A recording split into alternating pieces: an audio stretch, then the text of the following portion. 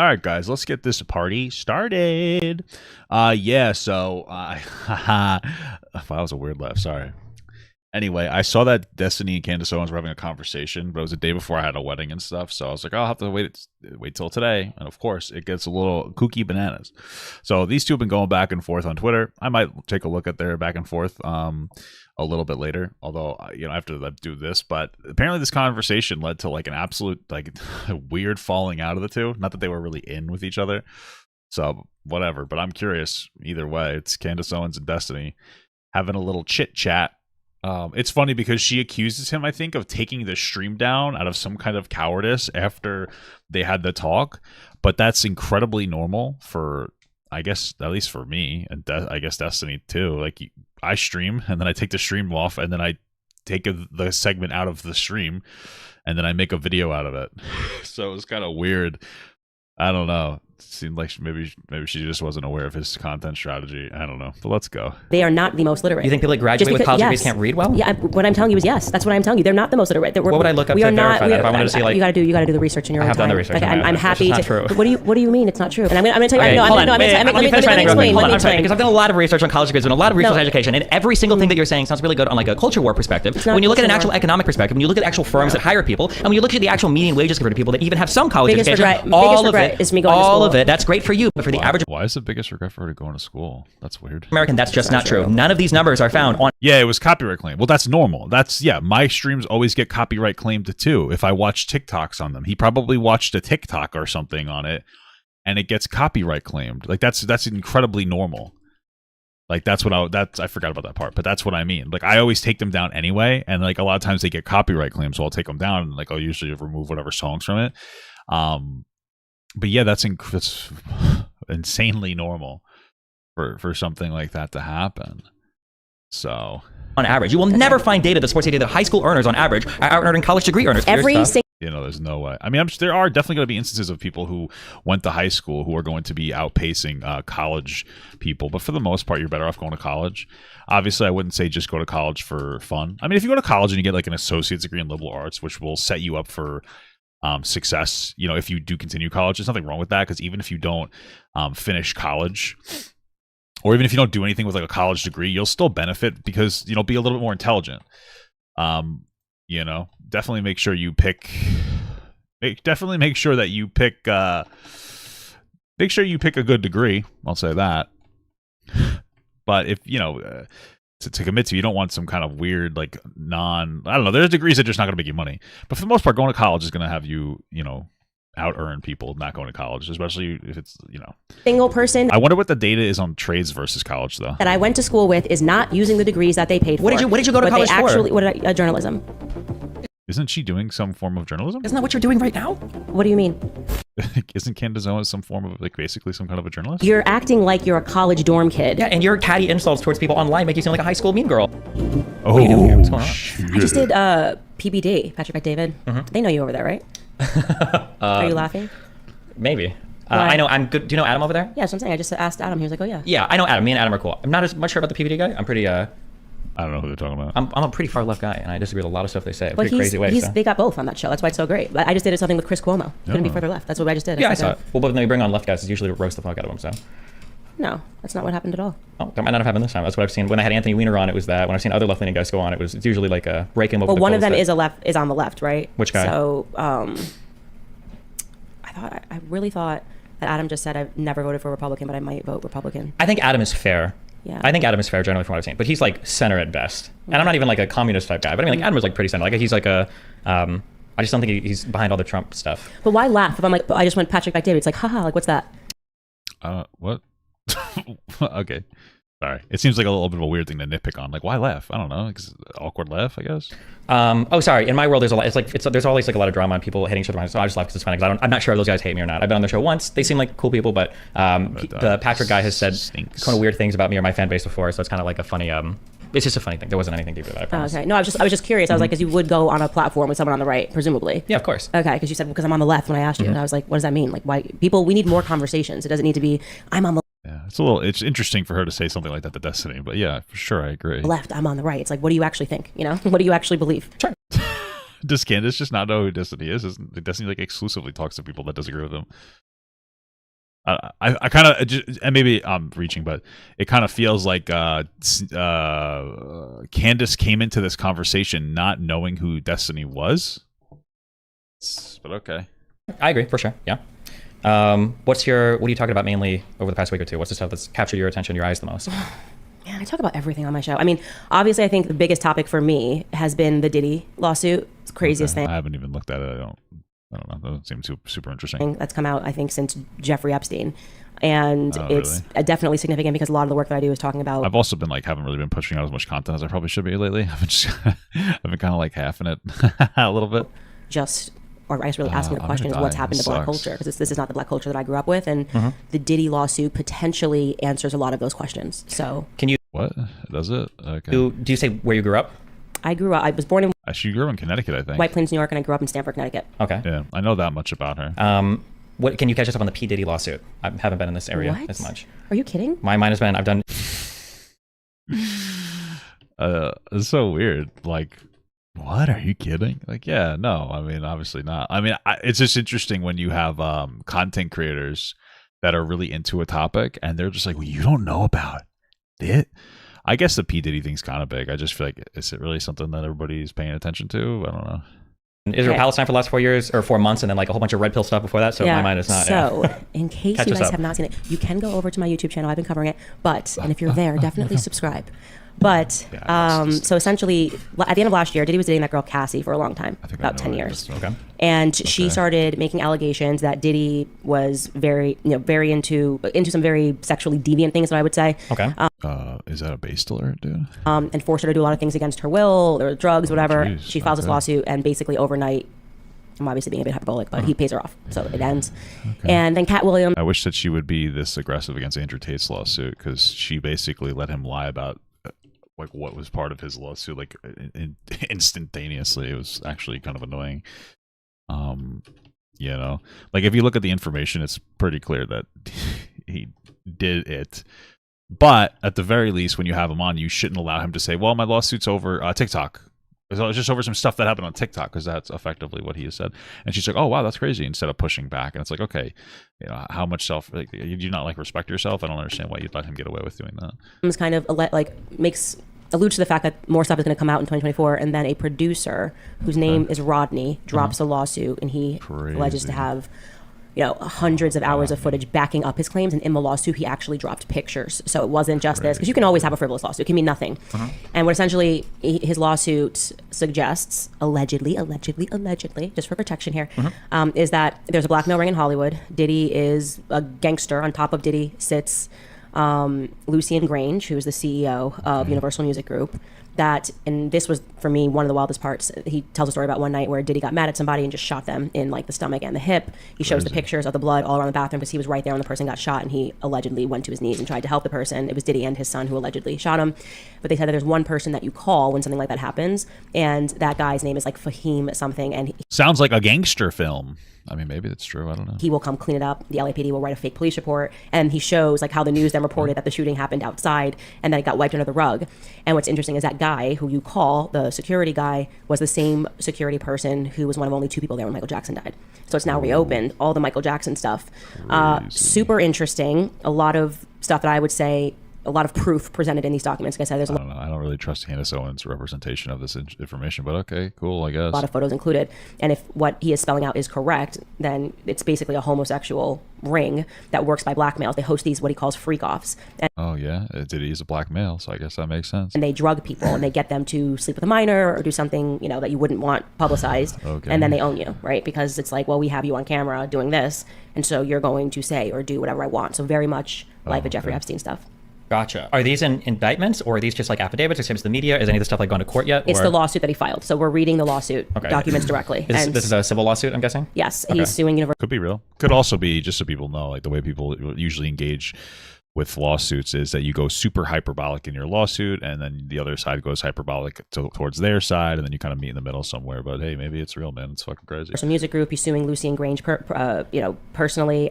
He alleges that Lucian Grange and Diddy are in a relationship. They're in code. By saying that they disappear into Diddy's room and for hours, and this is the stuff that I've seen. I was groomed for sex. Essentially, he wasn't a gay man, but then Diddy found him when he was young. These are allegations he's making. Again, a lot of photos, of other rappers. He's named like Cuba Gooding Jr., who's an actor. Yeah. It's a lot. Is there has any of this I thought he was a scuba diver. stuff like leaked to the media in terms of like pictures or strong hard evidence, or are these mainly just in the charging documents or the civil case documents so far? That's also what's really interesting is that yes, it's being covered, but not in the way that it should be covered. The fact that you don't know about it, to me, is well. The question was like, is there evidence? Crazy, because Right? we've never seen someone that Am I crazy? Documents so far. That's Pictures or strong hard evidence, or are these Is there evidence? And she's like, it's crazy. You don't know about this. is crazy because we've never seen someone Hey, is there evidence? that with hundreds of hours of footage and putting in photos like, here's a picture of the drugs that I have to carry at all times to keep Diddy high. Here's the name of the woman that gets the drugs. Here's a drug dealer. Here's a photo of me with this person. Here's the blood on the floor that night. It's like we've never seen this much proof to make those claims. Well, I mean, it sounds like so there might be evidence, proof. I don't know. It sounds like he's like, hey, I have to carry drugs, and here are some names. That's not really a lot of hard evidence. It's but okay. Cool, So it's definitely something to watch. Somebody said, I just see in chat, somebody said over 100 million to the first civil suit that got settled in less than 24 hours. Is that true? What's that? Over 100 million to The first civil suit that got settled in less than 24 hours. Did that happen with this? I have no idea. I'm just You might be talking about Cassie, because that got settled pretty quickly. Oh, and gotcha. yeah, that Diddy's basically just at the top of a gang, and the person that's above him is Lucien Grange, which is just wild. Crazy. Okay. Yeah. What do you think? You made a mention that this might be an indicator to things that have happened with black What a great start. Well, sorry. culture. What do you mean by that, I guess? So there has been just a very obvious corrosion in black culture. Like the music that I grew up in, I was listening to the Temptations, Lauryn Hill. Like it was all about like family, love. It was real talent. I used to listen to them. I used to listen to the Temptations a lot. I used to love the Temptations. And then something just really shifted, and it all became about derogatory, debased. Yeah, sure, like gangster shit. I think that my understanding, rap kind of started as like a hey, the police are kind of nay-naying us, and here we're venting our frustrations about how we have to sell drugs to make money. And now some of it just glorifies that. I'm not saying all of it does, you know what I mean? But there's like, I think, what is it, trap or drill music? That's like fucking insane. Like they're just literally just admitting to killing each other. It's wild. Gangster rap. It's a change that I've noted in a lot of my commentary, and I think other people have. Like I asked the question. There's a really, in my view, disgusting artist, just in terms of the stuff that she publishes and the photos that she publishes, named Sexy Red, who they're now making a thing, right? Who makes the decision to sign a Sexy Red? You're telling me you have all the money and all the talent at your fingertips, and you sign a woman who, at her baby shower, 9 months pregnant, however pregnant she was twerking, and well, yeah, because people probably want to see that, right? Like that's the unfortunate reality. People are like, oh, I want to see this. I don't know. I guess maybe she's a thought or a thought. How do I sound when I talk? Do I sound fucking hip? Hey, maybe she's just a thought. Had her butt cheeks in, like somebody's face was inside of her butt cheeks. That to me is very intentional, because you're not signing her based on talent. You're not signing her based on following. Well, I mean, listen, it's not just about how well you can sing it. Like there's also like the lore of the person. I feel like it's always kind of been that way, but especially now. You're signing her because it's filth, and you're perpetuating this filth into my community. So it's just something that. Listen, I don't know shit. Is Candace like? Is that really like her community? Like she's black, but. Is that like her community? People say it like that? I don't know. Maybe I'm being silly. I've noticed something I talk about often, that we're intentionally being sold crack, it feels like, So, I'm trying to think of which direction I want to go. Any direction you want. I'm an open book. Yeah, you're fine. There are okay, so there are like two kind of different ways of viewing this. Okay. And I feel like you fall more one side and I'll get my side, and we kind of see if we can iron out or figure where we are at, I guess, in the middle here. I feel like when you look at the evolution of, when we say like degenerate black culture or degenerate black music, I think we're generally talking about like the beginning of hip hop and rap, and then kind of the evolution of that going forward, coming away from like the R&B singers and everybody like in the 50s, 60s, 70s, whatever, right? Yeah. But hip hop isn't always filth. But yeah, I get your point. But that seems like we're the general. generalizing, yeah. It feels like when I look at music, or if I look at music that people create, oftentimes the music is a reflection of their circumstances.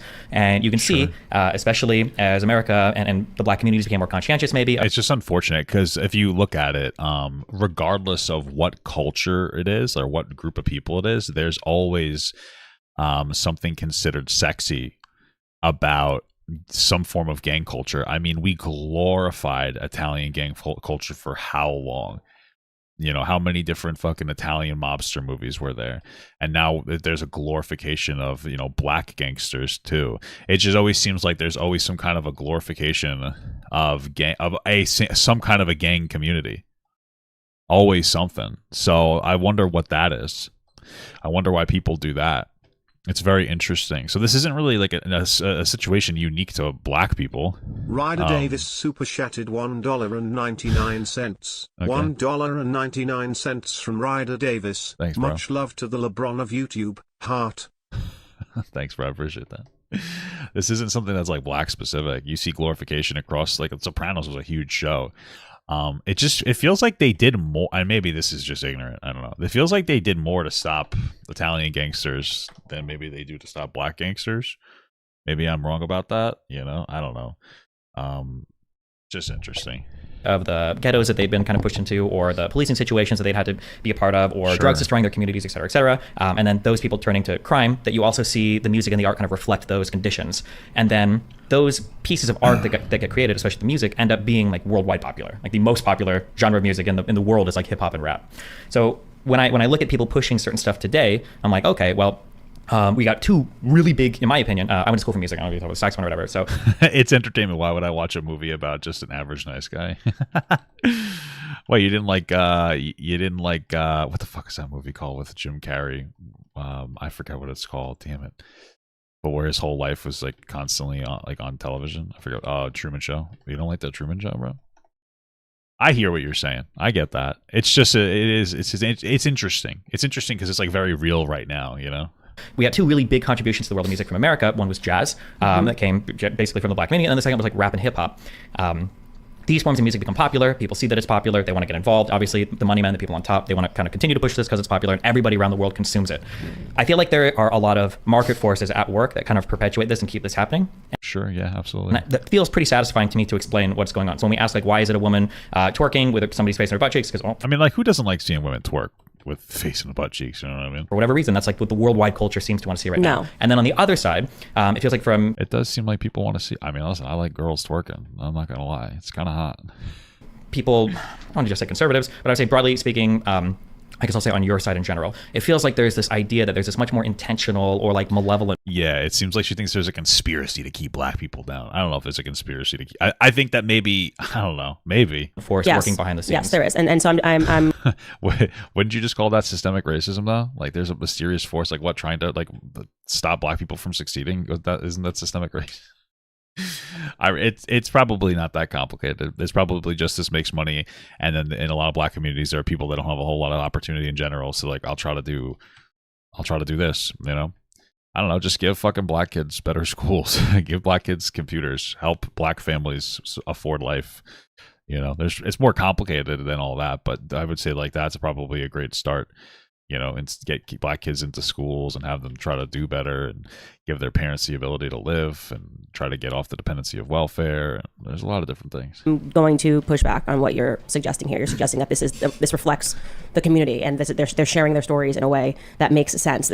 That's completely not true. Okay, WAP does not reflect the circumstances that black people are living in. You know, singing about your vagina and how hard it's getting pounded is not the circumstance of living in the hood. I come from nothing. It's not that. Oh, I don't know if Candace ever lived in the hood. Is there a hood in Connecticut? Like being a poor black person isn't the same as growing up in like a black ghetto, right? Like these are kind of two very different things. Did not make me feel closer to the circumstances that I grew up in. And it's not as simple as that, but okay. Unfortunately, that's actually what people are telling black Americans. Like actually it's working the other way. You're putting something, you know, your eyes and your ears are the windows to the soul. And you're basically, when you celebrate someone, and I'm using Cardi B here as an example because I think people are probably more familiar with her than they are with Sexy Red. When you put someone like that on the Grammys stage, which is again a decision being made. When I was growing up, because she's popular and people I enjoy Cardi B's music. That's the thing. Is like people, not just black people, enjoy the music. Like just to be clear. So the best, most talented people were on the Grammy stage. It was something you could watch with your family, and you still had poor people. You still had you still had poor people. You still had people that were living in the hood. Okay, we didn't need somebody talking about their vagina. In order to feel. Well, how prevalent were like black people when it came to getting awards back as time? I mean, maybe I'm wrong, but I feel like it probably weren't as represented. But not sure she grew up in the hood, but there's a record of her trying to scam one of her landlords. Okay, well that's great. Also, I don't think that she grew up in the hood. She grew up in like a poor area, or she grew up poor, but she was in Connecticut. You know, scene. So what you're doing is you're setting the stage for younger girls who aspire to celebrities to say, okay, well, if I mimic that behavior, I too can become famous. What you're actually doing is you're setting the idols that people are going to look up to, and people. Sure, you're setting their idols are being set. It doesn't mean that it's intentional, but again, like, just to be clear, white people like this music too. I just feel like, in general, the poorer a community is, the less likely they're going to just be to succeed in general. I feel like the music is almost like super irrelevant. Like, you know, it's more like, how I don't know, dude. Like, who fucking cares? If we were I feel like our country, especially compared to a lot of other Western countries, is very tight, like very like pearl clutchy about sex.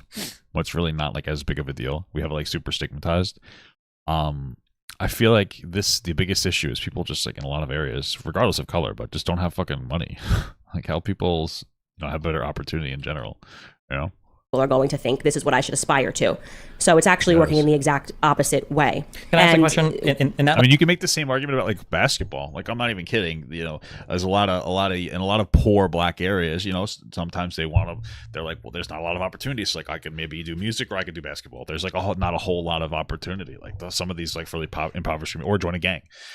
Communities are fucking brutal, man. So they don't get great education, and then they don't have a lot of opportunity. And it's like, what can I do? Meanwhile, if you just focus on that, of just like making these schools better, giving these kids an opportunity to like make money when they grow up, I feel like there wouldn't be there wouldn't be like this gravitation towards a certain spot. People would just be listening to WAP while they're, you know, working their office job, making enough money to survive. You know what I mean? Because that's what I do. I mean, I'm sitting there just listening to music. You're just driving your nice economy car on a little mini vacation. And you're like, wow. Wet ass P word. Or you're just dancing to it at a wedding poorly, like most white people do. You know, I feel like that's it. I feel like it's not like a super complicated thing. Who really gives a shit about the music? Like, evolution of things. So if we look at like WAP in particular, hasn't it generally been the case that music is always kind of pushing these sexual boundaries? So it might have been Elvis grabbing his crotch and dancing. That's actually a good point. Yeah. It might have been for whatever reason, him like gyrating his hips was considered like softcore porn back then. Michael Jackson's dancing is incredibly suggestive if you've seen that. It might have been in Woodstock, all the loser hippies talking about love, sex, and rock and roll and drugs. Sure. Wouldn't like WAP just be kind of like the next evolution in a long chain of Yeah, that actually makes perfect sense. Yeah. I never even thought about it like that. Yeah, absolutely. I remember watching like a documentary about how when Elvis would like, you know, gyrate his hips, it was considered so like super sexual. And it's like, oh my God, it's so risque. You know? Boundaries is not degeneracy. Okay. And so here's what I'll say to you. What is she talking about? No, he's talking about people being degenerate to push boundaries. Not saying that pushing boundaries is at its core degeneracy. What? Why don't you pull up the lyrics to WAP and read them right now? What does that matter? I feel like no. Who's contesting that the lyrics are edgy, we'll say? Who's contesting that? I don't think Destiny is. What would that really matter, pulling up the lyrics? Like, why don't we just talk about what's going on here, you know? What? Well, why would I need to do that? It's just Woodstock. We're just pushing the boundaries a little bit. Well, yeah, boundaries he's talking about how like consistently boundaries are being pushed for that era. So nowadays, Elvis gyrating his hips and being a sexual guy isn't really anything. Nobody cares about that, right? But back then it was like a big deal. I think that's the only point that Destiny's making. I don't think it's really that like crazy. You probably never even read the lyrics to WAP. I think I did, because I think Ben Shapiro had a huge thing about it. He couldn't have said... Why is she so offended about wet ass pussy? You may have seen him reading the sanitized version of WAP, not the one that is not sanitized. Like the sanitized one, which is still bad, that she can perform at the Grammys, is what he read. You should read the lyrics to WAP before you make commentary that it's a reflection of what Black Americans are living through. I don't think that's what he didn't even say that at all. He just said, hasn't music always pushed boundaries, sexual boundaries? What the fuck? Okay. Or it's just somebody that's pushing a boundary. It's not that. Yeah. How do you explain the fact that like that just seems like it is? WAP was like a #1 like worldwide hit. Because what I said to you is that they are artificially creating artists at this point. There's no question. And by the way, the Diddy docs, which who's they? Who is they? How long does Candace last on Daily Wire? Honestly, at this point, I found to be a very compelling point was that Diddy said to the guy, allegedly, who was the producer, that it sounds like you believe it. So when you say allegedly, it sounds more like you're saying that to cover yourself legally, but not morally. Like morally, it sounds like you're 100% on. you're like, oh, that is just to her. It seems like this is a fact right now. But good, cool. If he was willing to engage in homosexual behavior with him, that he would get him Producer of the Year Grammy. Okay, so what does that tell you? It means that the entire system is artificial. And by the way, this is something. It honestly doesn't tell you that the entire system is artificial. If that's true, that's really wrong. By the way, that's leveraging sex for using your power to get sex. But that doesn't really mean that. Just to be clear, like here's the thing: there are, let's say, like same thing with YouTube, I guess. Let's say that there's like 100 roles available for this particular cool guy thing. Doesn't matter what it is, but there's 10,000 people who want it, and of those 10,000, 300 of them are qualified. All it's really saying is like, hey, I'll help push you into this qualified role if you do this for me. It's wrong. My point is that she's trying to make it seem like everything's completely artificial, when it's like the reality is these are usually people who are talented that are getting put into situations where if this allegation is true, is like some form of sexual harassment or possibly sexual assault or sexual coercion, we'll say. So she's too conspiracy brained to really talk to. There's kind of like no point in even engaging with Candace Owens because she's a conspiracy nut. Yeah, she's kind of too far gone here. Something that Kanye said 10 years ago, or however long ago it was, when he took the trophy from Taylor Swift and said, like, this is all fake. This is not even based on merit anymore. And that is my point. Well, I mean, like, we can complain about Taylor Swift all we want, but like, she's actually kind of talented. Like, not to be an asshole, she is pretty talented. Whether you like her or not, but okay. The industry is not based on merit. It's not based on capitalism. It is based on selling ideas. So okay. Who do we want to artificially make the person that every black girl will look up to or who they will aspire to? And so I can definitely understand that, like, maybe award shows can be rigged, or people can think different things about, who's being awarded based on merits for the Grammys or something like that. But like, WAP was genuinely, do you think it wasn't genuinely a popular song, or do you think that music execs have the ability to manufacture that desire publicly? The latter. How would they force people to? How would they do that? So if you start playing something tons of times on the airways, and the latter, you can definitely. Well, but if it's shit, then people will turn it off. That's if it's bad, people will just turn it off. I don't really get the. I don't really.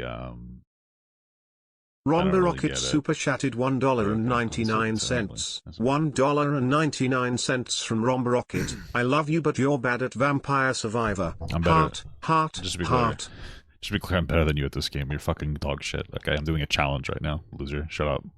Make something popular. There are songs that I don't even like, that I've heard so much that I know every single lyric to, and I'm like, I don't even know how I know Yeah, because you're obsessed with hating it. That's the problem. That's why. Every single lyric to the song, but it's received this many plays. You put it everywhere. You award the person. You invite them to bizarre circumstance. Like, there's absolutely no reason that Cardi B is invited to sit down and ask questions to Joe Biden. So in no scenario, unless you are. Okay. Well, I mean, she's popular, so they're like, oh, let's have Cardi B. That'll resonate with the kids.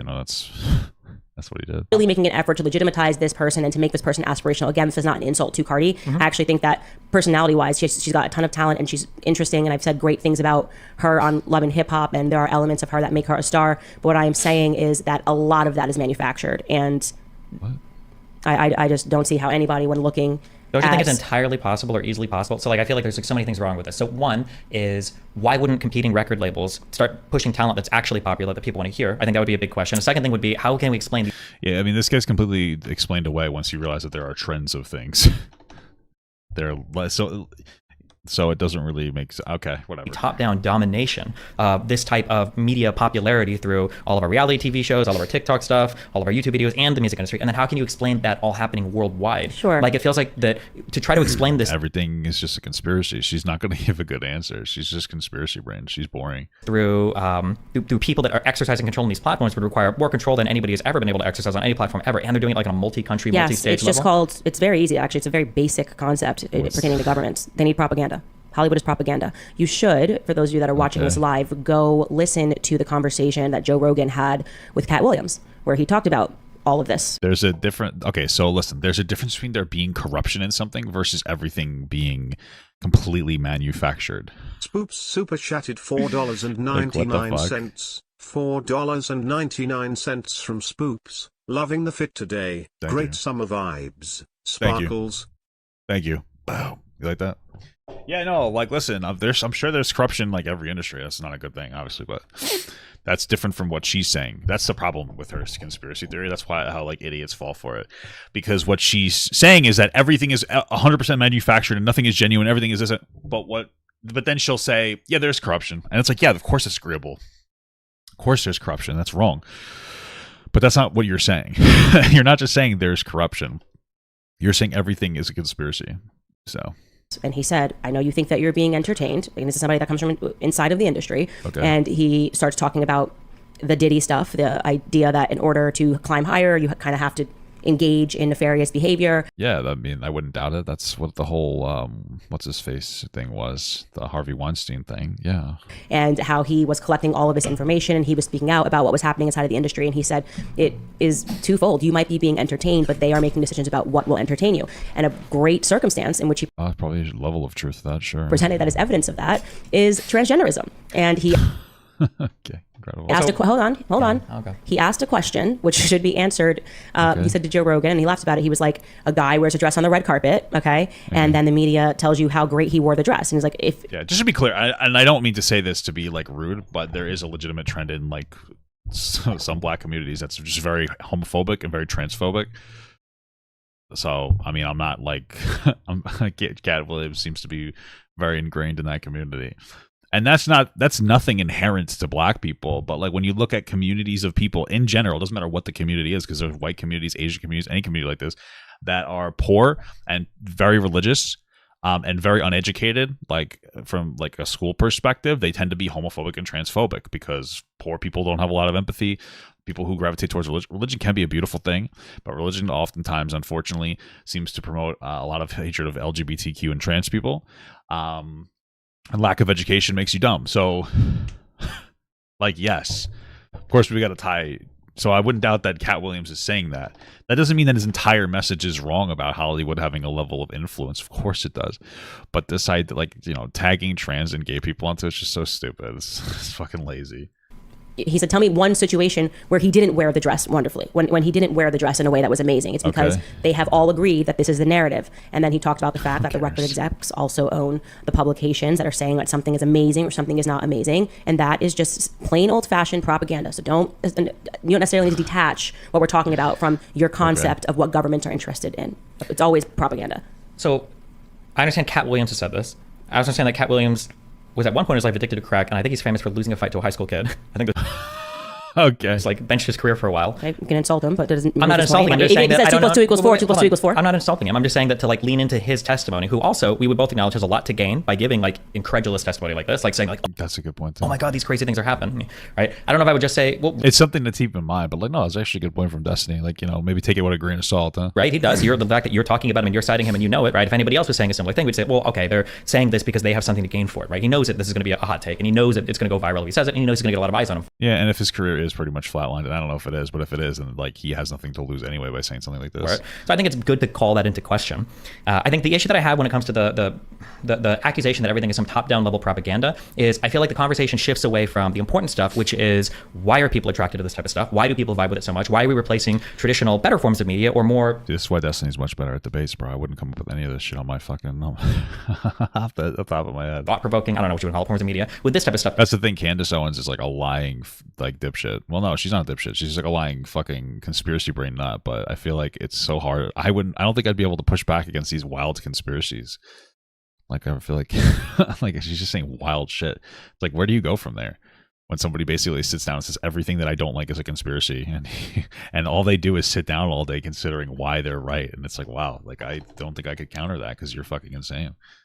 Instead of having conversations about the culture and society, it's all fixated on some weird top-down plot to like control media consumption. I think you just like to be contrarian because I don't understand the point that you're making here. Like, of course. Wait, what? Hold on, wait. Let me restate that. I'm sorry. The point I'm making. She's a very rude person.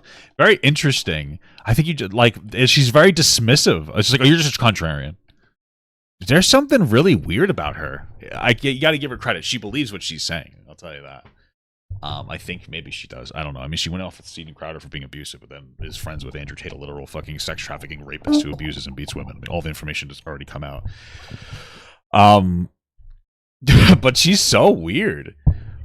I just think you're contrarian. Like, she's very quick to brush off criticism. This person is never going to be This person's not a critical thinker. She's just going to completely disregard everything anytime it makes her uncomfortable. Making is very clear. If I was going to, I've got a almost 13-year-old son in a few days. Okay, if I was to see that he's consuming media, my go-to would be like, "Hey, Nathan, why are you watching this? This is crazy. We need to look at something else. I need to, like, who are your friends? What are you looking at online? Like, we need to change your media consumption habits because this isn't working." I would never think like, I think that the school is involved in disseminating media towards him, and there's no way that we can change this, because I feel like on your side of the story, people are basically like, we're hopeless. There's nothing we can do. No, it's not hopeless, but if you want to be able to do something about something, you need to be able to acknowledge the something, right? Well, what was the thing that we do about it? It's a conspiracy. It's like, no, when I graduated high school, there wasn't a single trans kid.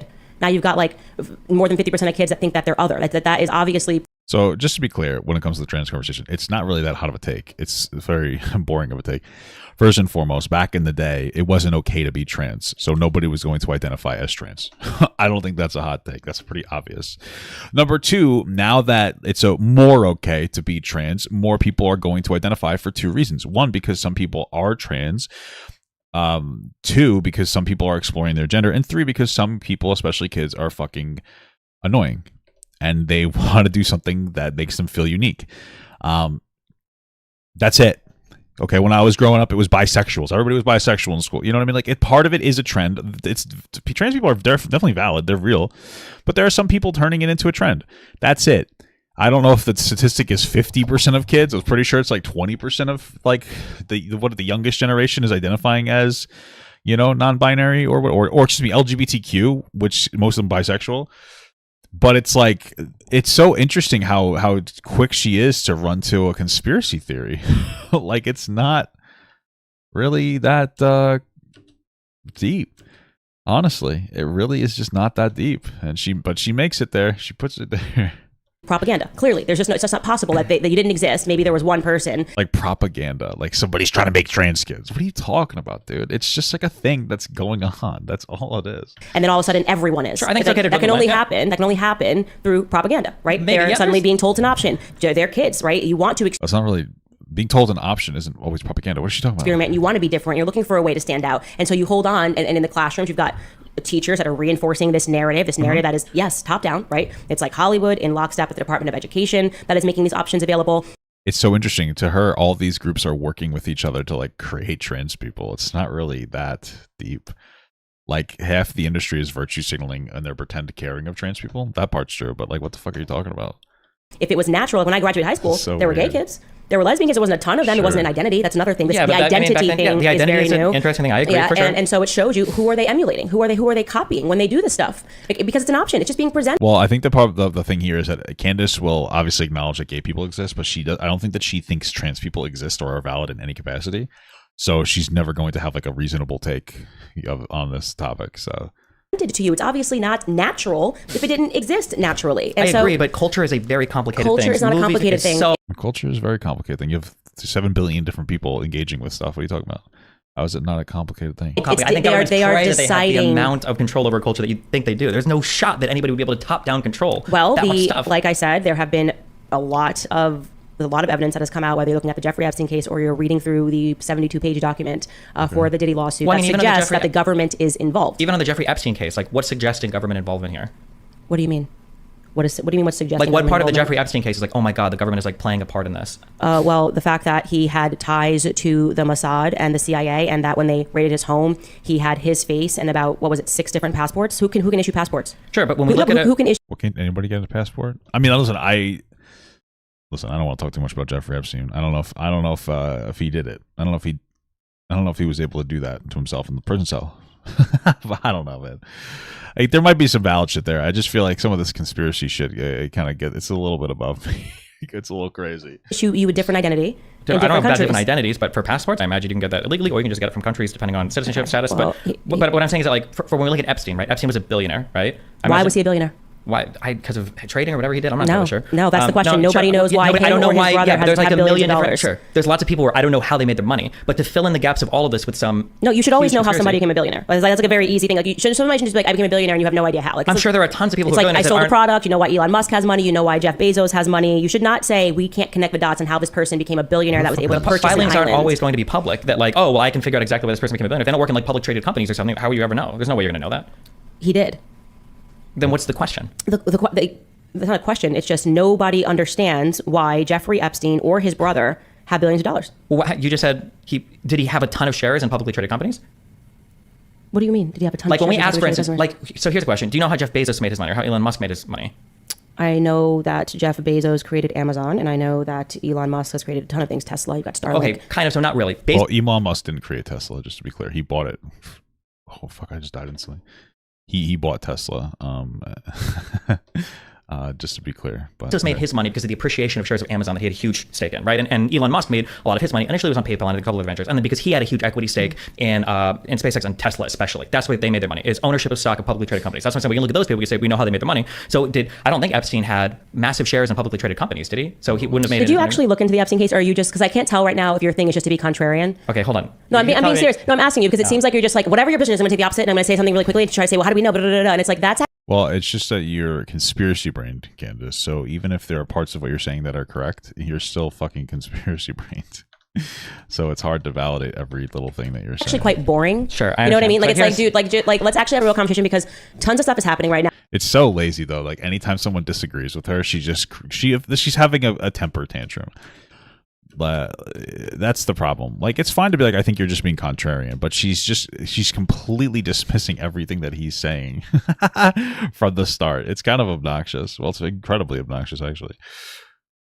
Now, a lot of stuff is being exposed, right? Okay. People are for the first time able to grasp a theory that finally makes sense, right? It finally makes sense. It makes sense that there is a blackmail ring operating in DC because we don't understand why we keep sending our politicians to DC and then it's like they completely serve anybody other than the American people, right? Well, what are you talking about? It's very easy to see like how all this happens. They get elected into office and then there's lobbyists who are able to get into their fucking attach themselves to them and get them to do whatever the fuck they want. This is what do you mean there's no gaps filled in? That's the biggest issue is that like lobbyists will fund these people's campaigns and they'll just basically have them just fight for them instead of fighting for people. She's acting like there's not a very obvious solution to this. What is she talking about? Right. So when that Jeffrey Epstein case got exposed, and if you were following it and reading the documents, I did follow it. I read the entire document, the 80-page report that came out from the government. They did a report on the prison where he supposedly got killed. And you're realizing how many artists have stood up and said this exact. Who fucking cares about it? She's moving into this Diddy thing because she knows that he doesn't know anything about it. So that's her only like spot that she feels strong on. Same thing was going on. Now you have somebody that has filed something with proof saying it's going on, and then you just have like Destiny being like, "Oh, what if it's not going on? What if it's not? Whoa. Okay, well, sure. So here's like maybe WAP is just really just that amazing. People just love talking about vaginas and like mopping the floor. It's like, yeah, I mean, especially guys like sex. I don't know what to tell you. I just can't understand that, or is her husband gay? I don't understand. You can do that thing, but it's not interesting. You know what I mean? Okay, sure. All right. Here's just an easy test question so I can get my bearings straight. What do you think about the 91 or so indictments for Donald Trump? What do you mean? Do you think that those are credible indictments that have credible evidence behind them? Well, oh yeah, this guy's gay. I'm just kidding. I don't know. You speak to me specifically about which indictment you're talking about. So the Mar-a-Lago. This is obviously going to be very funny. He's really just doing like a litmus test to see if she's going to maintain consistency on proof against people on depending on the topic. So I was like, hey, there might be some proof with the P. Diddy thing, which based on what she says, some guy has some pictures of drugs and some names, which is evidence, not like, absolute evidence. So it's something there. Let's see what she thinks about all the objective evidence when it comes to Trump. Okay. The Mar-a-Lago case. I actually haven't followed that one, so I'm not going to push back on that one, but I can tell you the one that I have followed, and I've given a... Well, she walked right off. Why wouldn't you follow the Mar-a-Lago case? Aren't you a fucking political content creator? An answer on, like, obviously, we've never seen the media or the justice system go after any president in the way that doesn't matter. You could say... Listen... There's probably some things that Candace says that's right, but like she's completely conspiracy brain. So now it comes down to like, well, it doesn't really matter what that says because it's a conspiracy against Trump. That's the problem with conspiracy theories, man, is that you can't disprove them because there's nothing that they're not based on anything. She's just gonna say no. She's gonna be like, well, actually, I think that's a conspiracy. It's like, okay. Great. So like it's convenient. It's so sad because somebody that's like this, their brain is completely rotted, and there's no way you can get through them with any facts or logic because they're completely conspiracy brained. Say the same about P. Diddy. You've never seen the media go after a black artist. I didn't like say this it did. I didn't finish my statement. Why are you saying it doesn't matter? Why did you say that? It could be that nobody's ever done something this. But I haven't. Before. You're so contrarian that you haven't even let me finish. You haven't even let me finish my sentence. Dude, Candace is so obnoxious. So that doesn't matter. It's like what do you? Because you gave a point that was irrelevant. I know, but like I don't understand what you're objecting to. You said the media's never gone after somebody like this before. You asked me a question. I started. Well, I think she said the media hasn't gone after a president like that before. To answer it by saying the media has never gone after anyone like this before. Okay. Oh, well then yes they have, haven't they? And then you just said it doesn't matter. Because like, can I answer the question? Or you just gotta like contradict right I'm away? not contradicting. I'm just fighting the crazy narrative. Oh my God, she's obnoxious. Prevent anybody from having a real analysis of any of the things going on. But you can answer your whole thing about. All right, then since you know my narrative, even though you asked the question, I wasn't able to answer it. You can I'm answer the glad question. that you defeat the narrative. No, we're good. We're good. I'm not going to have you ask. I'm not going to actually. God, this conversation is so obnoxious. Holy fuck. Have you ask a question and then cut me off and say that I'm parroting a narrative when I haven't even told you what my opinion was. That's not. She was already setting up her opinion for when it comes to Donald Trump that it's a conspiracy. That was it. Like, she already gave her opinion on that. She's very obvious and fucking basic and boring. You being interesting, that's you being obnoxious. Okay. I think that you're. She's incredibly condescending. Dude, this woman is weak. This is a very weak woman. She's just very annoying and condescending, and she'll and just conspiracy brain. How long until she gets fired from the Daily Wire? Because I could see it happening. I'm pretty sure she's really close to Jews are the problem with the world, which is obviously wrong. YouTube, don't try to give me some bullshit ban. I'm saying that's what she thinks. You know, she was platforming Kanye West. I just kind of feel like when through his super anti-Semitic arc, I don't know, man. I'm wondering how far this goes. Trying to avoid answering the question. By being cut off by you? I said you can finish it if you want. You're trying to avoid answering the question. Quite literally, I was trying to answer the question and you cut me off. So answer it. We're good on that. We can move on. I like how she's like, I'm not going to answer. She was looking for an excuse not to answer the question because she knew she was fucking weak on it. To talk about something other than Trump and his 95 indictments. I think it's 91 or 92. Okay. Okay, well, what do we talk about that won't get you as triggered? Okay. I just honestly, like I said to you in the beginning of this, I said I am an open book. Clearly she's not. This is a very weak woman. I'm just curious what you think about the Trump indictments. Do you think that a civil suit that's filed where there isn't a grand jury that looks over it, there's not like it's not like a DA case, it's not like a federal prosecutor. Do you think that the Diddy stuff is like rock solid? Do you think that's really, really, really important to look at? But then when we look at indictments that have gone to grand juries that have then issued warrants or subpoenas or whatever, I was just curious if you think that the credibility on that side is as heavy as the P. Diddy stuff. I was really happy to answer that question. Would you like me to answer it? So then answer it, yeah. Sure. So I would say that you are comparing two cases that are not similar, and I'll tell you why they aren't similar. That's what comparisons mean, but okay. In the case of Diddy, you have somebody that has no power that is filing this and producing evidence to say that the justice, essentially the same thing that people that defend Trump are saying, the justice system is corrupt, right? That these people are responding and being motivated by things like the LAPD's involvement that night in writing a fake police report, if his allegations are true, and he had photos and said that he was the person that said call 911, and then. But you keep saying if they're true, which means that you don't even, you know for a fact that you can't say that they're true. I'm not saying that they couldn't be true. I'm just saying you're using that language on purpose because you know that it's not rock solid.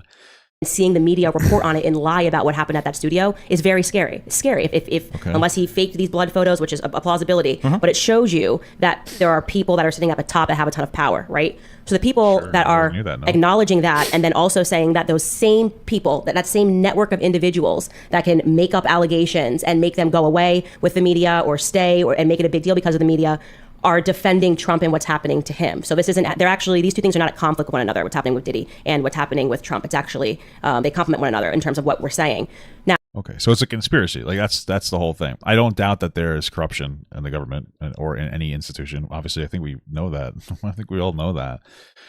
But I mean, okay. I don't know what to tell you, man. I mean, we saw Trump not really want to give up his power, even though he was told by his own judges that he elected. He elected the judges that he was in the wrong and that there was no widespread voter fraud. He still continued to act like a fucking obnoxious asshole that didn't want to give up the presidency. I feel like, I don't know, it's a little different. I don't know, but okay, listen, whatever, man. Now, the only case, I followed two of them, the Fannie Willis one. Well, can I ask a question about the LAPD thing? Yeah. So if we're worried because in the P. Diddy case, it looks like the LAPD at the very top might have been involved with something, if that's the claim. I mean, isn't Donald Trump at the very, very, very top? If he's the president, isn't he literally like the top guy in the world? He doesn't control the courts, and that's, I mean, hold on. But he kind of does a little bit because he elected multiple, I believe it was multiple Republican judges that he elected disagreed with him. So like, doesn't he kind of do that? The point of exactly being is that if they feel that they have a person that they cannot control, so if there is this blackmail ring that exists, and it's starting to look like there is, definitively, and I very much believe that, and I am not ashamed to say yeah, obviously you believe that, even if you can't confirm it at all. It is pretty much the only thing that makes sense in Hollywood, is what I read in these documents. Then it would be clear as to why it is that when you are existing outside of the ring, or you are somebody that cannot be controlled, you are somebody that is attacked. Now, again, we have heard many artists, and I like that. But then, like, why? So didn't we know from the start that Trump couldn't be controlled? How did he get elected still then? That doesn't really make sense to me. We have this example in Hollywood because we don't need to go down the path of Trump derangement. We can actually talk about people that we don't feel any way about, right? Diddy, I don't have an issue. Trump derangements. That's like the people who were crying when Trump won for the first time. It's so funny because conservatives did that, but much worse when they raided the Capitol. With Diddy, you don't have an issue with Diddy. We can look at this case more objectively because people, I think, do get so about Trump that you can't just look at things objectively. If what that person is alleging, wait, do you think that's what happened here? I mean, you did jump. I'm glad it's live and you can go back and watch it. But like, I didn't get to. You asked me a question, and then before I could answer my question, you did say like narrative, and I'm like, okay, that feels like the Trump derangement trap. I don't want to do it. I want to have a productive conversation about the plausibility that people that are extremely powerful are blackmailing people, and these people can't speak out because whatever they have on them on camera is scary. You know, there's Justin Bieber. I think there's also something going on with him. He said he made some racist words. I guess this whole thing is so brain rot. I don't know, man. Okay. His pastor said, pray for them. There are evil forces that in Hollywood, kind of at the same time as this. Cat Williams, I know he used to do crack, whatever, has spoken out about this. There's been a lot of. Well, I think the point Destiny was making again was not just that he did crack, but also that he has a reason to lie because like he's generally irrelevant now, and like he might be doing it for attention, but. Okay. I mean, I don't know if that's true. I'm just saying that was the point. Artists have spoken out about this. Kanye West has spoken out about this. Kanye West is an insane conspiracy nut that thinks that the Jews run the world. Again, she's getting real close. The control and the network that's happening within Hollywood. Close, so dude. I think instead of, I don't know, trying to dismiss these people as crazy or crackheads or... That's not what he was doing exactly. He was being skeptical. You're supposed to be skeptical of things, not just completely... take everything as a fact just because you want to believe it, but okay, cool. Whatever it is you want to dismiss them as, when enough people say something, including Michael Jackson, who's dead, maybe there's some truth to it. Like, can we examine what... Well, aren't a lot of people saying that, like, non-binary is real? Like, what? Maybe there's some truth to that? Like, I don't know. Where is this, like, what does this start and stop? Like, I don't know for her. I don't get it. They're not... This might be true, especially when somebody is such an underdog like a producer and does something like this. I think analyzing who's saying what, I think is important. But I think that when we say that somebody's an underdog, so we're going to believe them because they give a story that we might happen to like or plays into something else that we believe. I mean, I would just be critical of the underlying material. Yeah, just be skeptical. You should be reasonably skeptical of something. It's not even like a hot take. The source are a few people. Like, everybody stands to gain something when it comes to viral stuff. Everybody knows that. You have outrageous claims to make. Yeah, and if he has evidence, I think that's interesting. Otherwise, I would have said, I don't know. It's frivolous. Like, you can always sue a rich person. But I'm also saying that, like, a charge is a charge or a claim is a claim or a filed case is a filed case. It'll be interesting to see what ends up playing out in court, and then we actually see that. I'm keen to see that. That's what I want to see. I'm not condemning the person. I'm not a person that believes that you. I would hope, and I obviously have lost faith in the court system in some ways, but I would hope that it works the way it's supposed to work, and that it will take more evidence, and that he has to appear in front of people and show us more evidence and show us more video evidence of what's going on. But so what I will say is that it looks credible. Okay. When you say that you've lost faith in the court system, does that mean that if a guilty verdict is returned, you'll think it was a good case, but if a non-guilty verdict is returned, are you going to? Oh, okay. Well, why would you? Well, I mean, that's a reasonable question because it kind of sounds like maybe that is what it is. I mean, when it comes to the Trump stuff, you seem to dismiss it by saying, well, there's somebody in power that wants to get Trump in trouble. So, yeah, that's a very reasonable question to ask. I've lost faith in the court system. Because I have seen some circumstances in which things that should not happen do happen. And a good it sounds like she's just setting it up to never... Okay. Example of that, if you want to talk about the craziest case that I followed in a long while, it was the defamation one, where the jury awarded, she was asking for, $10 million? And they awarded her for 800 million just to like bankrupt Trump, and her allegation. I have no idea what they're talking about, to be honest. What she's talking about. Had expired, but they created a new law in New York so that she could bring them forth about something that she says happened in 1996. What is that whack lady's name? She was so... You're talking about when they extended the...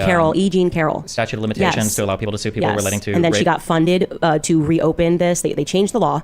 And then she got funded by the person who is I don't want to call him a Democrat operative, but he obviously is very involved in the Democratic Party. The person that started LinkedIn is the one that funded her to do this lawsuit. I mean, the whole thing is the craziest thing I've ever seen. It's just like making new laws. I thought this law was changed in New York a while ago. No, I don't it wasn't. Specifically for no, Trump, it wasn't. Nope. It was specifically after she went on and was doing the rounds on, and those were wacky. So it sounds like they implemented a law at some point that would remove statute of limitations for sexual assault claims. On sexual assault claim. Yeah, so this was I'm trying to figure out when they implemented this. Apparently it's called the Reingold law. So the Adults Survivor Act ASA provides an extended statute of limitations of 20 years if the abuse occurred after 2019. Wait, does this even matter then? If this has to happen after 2019, then like, does this even affect Trump? Maybe I'm just like, I'm not looking at the right resource, but okay. She was like, I don't even know. When he was like, what is rape? Anderson Cooper asked her, and she was like, I think most people think rape is sexy. It's not someone jumping on you and da da da. You know, it'd be great for this if you could bring up clips like that, because it would be awesome for people to be able to watch it. But she was so clearly clinically insane. She was so insane that even Anderson Cooper had to go to commercial, MSNBC had to go to commercial. So this is not a woman, you know, that was making. Yeah, I just can't really speak to what's happening right now. What any person. I don't know. I mean, I would just take whatever she says with a grain of salt, because she's obviously fucking crazy, but she might be right. I don't know. But she's very conspiracy brain, so it kind of takes away from her credibility, even when she is right. Because I can't trust what she's saying. I have to verify it, and I wouldn't really know where to go for that. But maybe what she's saying is true. Okay. Who can listen to somebody interview about their rape would say are credible allegations, but there was just such hatred for Trump that they just made it happen. And in no circumstance, I can't imagine what circumstances somebody asked for like 10 million and the judge is like, no, you're going to give you 400 million. Other than we hate Trump so much and we hope to bankrupt him. What was this, a jury trial? There were multiple parts of this lawsuit, but it was. Because if it went to trial and if it was a jury, then yeah, it was jury trial. Yes. Does anybody have a link to that rape clip? I'm curious if anybody has ever heard conversation. It's rape. We just gotta look at it. It's so nutty and so crazy, and they just kept going with it everywhere she went, left and right. People could not hold a conversation with her. She was so unstable, and she couldn't even define what rape was. She was just saying, "I think rape is just like, you know, when someone thinks you're sexy." So it's like, so did Trump just think you were sexy? She had no witness. I mean, I've just never seen anybody able to get for or however many millions of dollars she got with absolutely not a shred of proof. Is that true? Is it what? Proof in a case that shouldn't have even have been brought forward according to your own statute of limitations. Also, people are saying that the 400 million is that's for the business fraud case. Maybe the. Sorry, yeah, I'm mixing numbers. What was how much was she awarded for you guys? Oh yeah, was it on purpose or an accident? They're like, checking. She was awarded. They gave her more than she even asked for. Yeah, they literally extended the law. The whole thing was so rotten to its core. That makes you lose faith. Okay, so he lost a bunch of money on a different case. How much did she lose on this one? Right. That makes you lose faith in the justice system. That's not saying that there aren't cases. There are different judges. There are different, different juries. With Trump, it's hard because people are passionate about him one way or the other. Yeah, but even the Republican judges were against him. So how do you explain that? So it's going to be hard not to find a jury that is corrupt, especially when you're in New York. But okay. I don't see how any person can objectively look at what happened there. Wait, what does that mean, a corrupt jury? Like emotionally corrupted, because when it comes to Trump, people tend to feel either I love him so much or I absolutely hate him and he's the end of the world. So I think it's hard. Wouldn't that go both ways then, if you love him too much or hate him too much? To get a jury that, is going to be fair in that circumstance because he's so... Do you know, where is P. Diddy being sued at? Do you know what the venue is? I want to say LA. I want to say LA, but definitely fact check me on that so I don't spread misinformation. Oh, okay. Yeah, it doesn't seem like you're that worried about it, but okay. I'm only asking because I see a couple people. Oh, so for this it says Lil Rod Jones. Oh, New York. Producer. That's right. It is in New York. Wait, that is correct. Does that mean that the opening up of the statute of limitations for the Trump suit is the same thing that's allowing this court case to go through then? No. You got to look at what he's suing them for. This all happened recently. The Trump thing that's funny. Wait, what if that is true? Then that's kind of funny. In 96, just so we're clear. This happened in 2022, 21. All the allegations are recent? Yeah. It just happened. He was working on an album that he dropped like last year or something. It's not from 1996. Oh, okay. I thought the way you were talking, I thought these were earlier allegations. No. This all just happened, and he obtained a ton of proof because of it. 1996. Boy, dude, I'm old now. Holy fuck! That must have been 20-something years ago, huh? What is it? 224 minus 6. Damn, 28 years. I'm fucking old, brother. Gotcha. Have you reached out to this guy to try to have a conversation with him or anything? No. Why? I would hope that would be. I would imagine. I don't know if he would be able to while you're in court. I'm sure his lawyer would say don't speak until things are done. And my guess is that why not reach out to him though? Because of the powerful names that are listed in this lawsuit, they're going to want to just settle it and be done with it. But the photos that are pictured there, it's going to be very hard, I think, to come back from it without some sort of an explanation. He named names. Well, I think the problem, my imagination would be the problem is that even if the photos show sexual acts or whatever, the difficult part is going to be proving that these were part of a conspiracy to blackmail or something like that, right? Because just photos of people having sex or doing whatever stuff isn't probably enough unless you've got like text messages showing some pattern of. Yeah, that makes sense. Yeah, I think. Yeah, I guess what you're saying is that people could then say, okay, well, they're all having sex, but they're doing it willingly. But what he's yes, that's what they would say. It has to be proof. Yeah. alleging is that Diddy's team gets these people drunk and high and drugged, and then brings in women that they know are yeah, he would just have to show that. I mean, he might be right, that might be true, but again, you have to have evidence to prove that. So even if he showed pictures of them having sex, it doesn't mean that there's anything non-consensual happening. Minors, this is one part of his allegations, and then these people have sex with them, or they have gay relations, and like everyone's doing it, and then they do something that's like gay while they're high, and then he owns them because he has this stuff that's on cameras now explaining, could you technically, even after wait, hold on, she does what? The stuff that's on it, and then they do something that's like gay while they're high. Why would they care that much that something happened that was when they were gay while they were high? I feel like nowadays that really wouldn't be a social condemnation. So why would they do like, oh, I'm gonna make it so people think you're gay? Does that really matter that much? Does that really the blackmail anymore?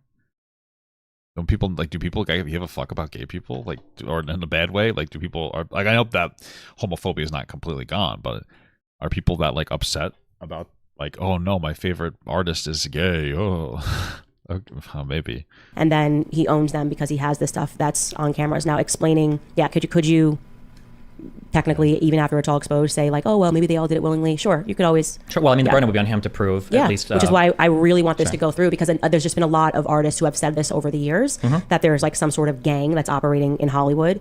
But like that's saying that there's corruption in Hollywood, it doesn't really mean, like, we kind of know that already, don't we? That doesn't really seem like the hottest to take. And I would just like to see these allegations play out, you know? It's interesting because it's like, yeah, there's probably corruption. I'm not saying it's not good, obviously, at all. Like, duh.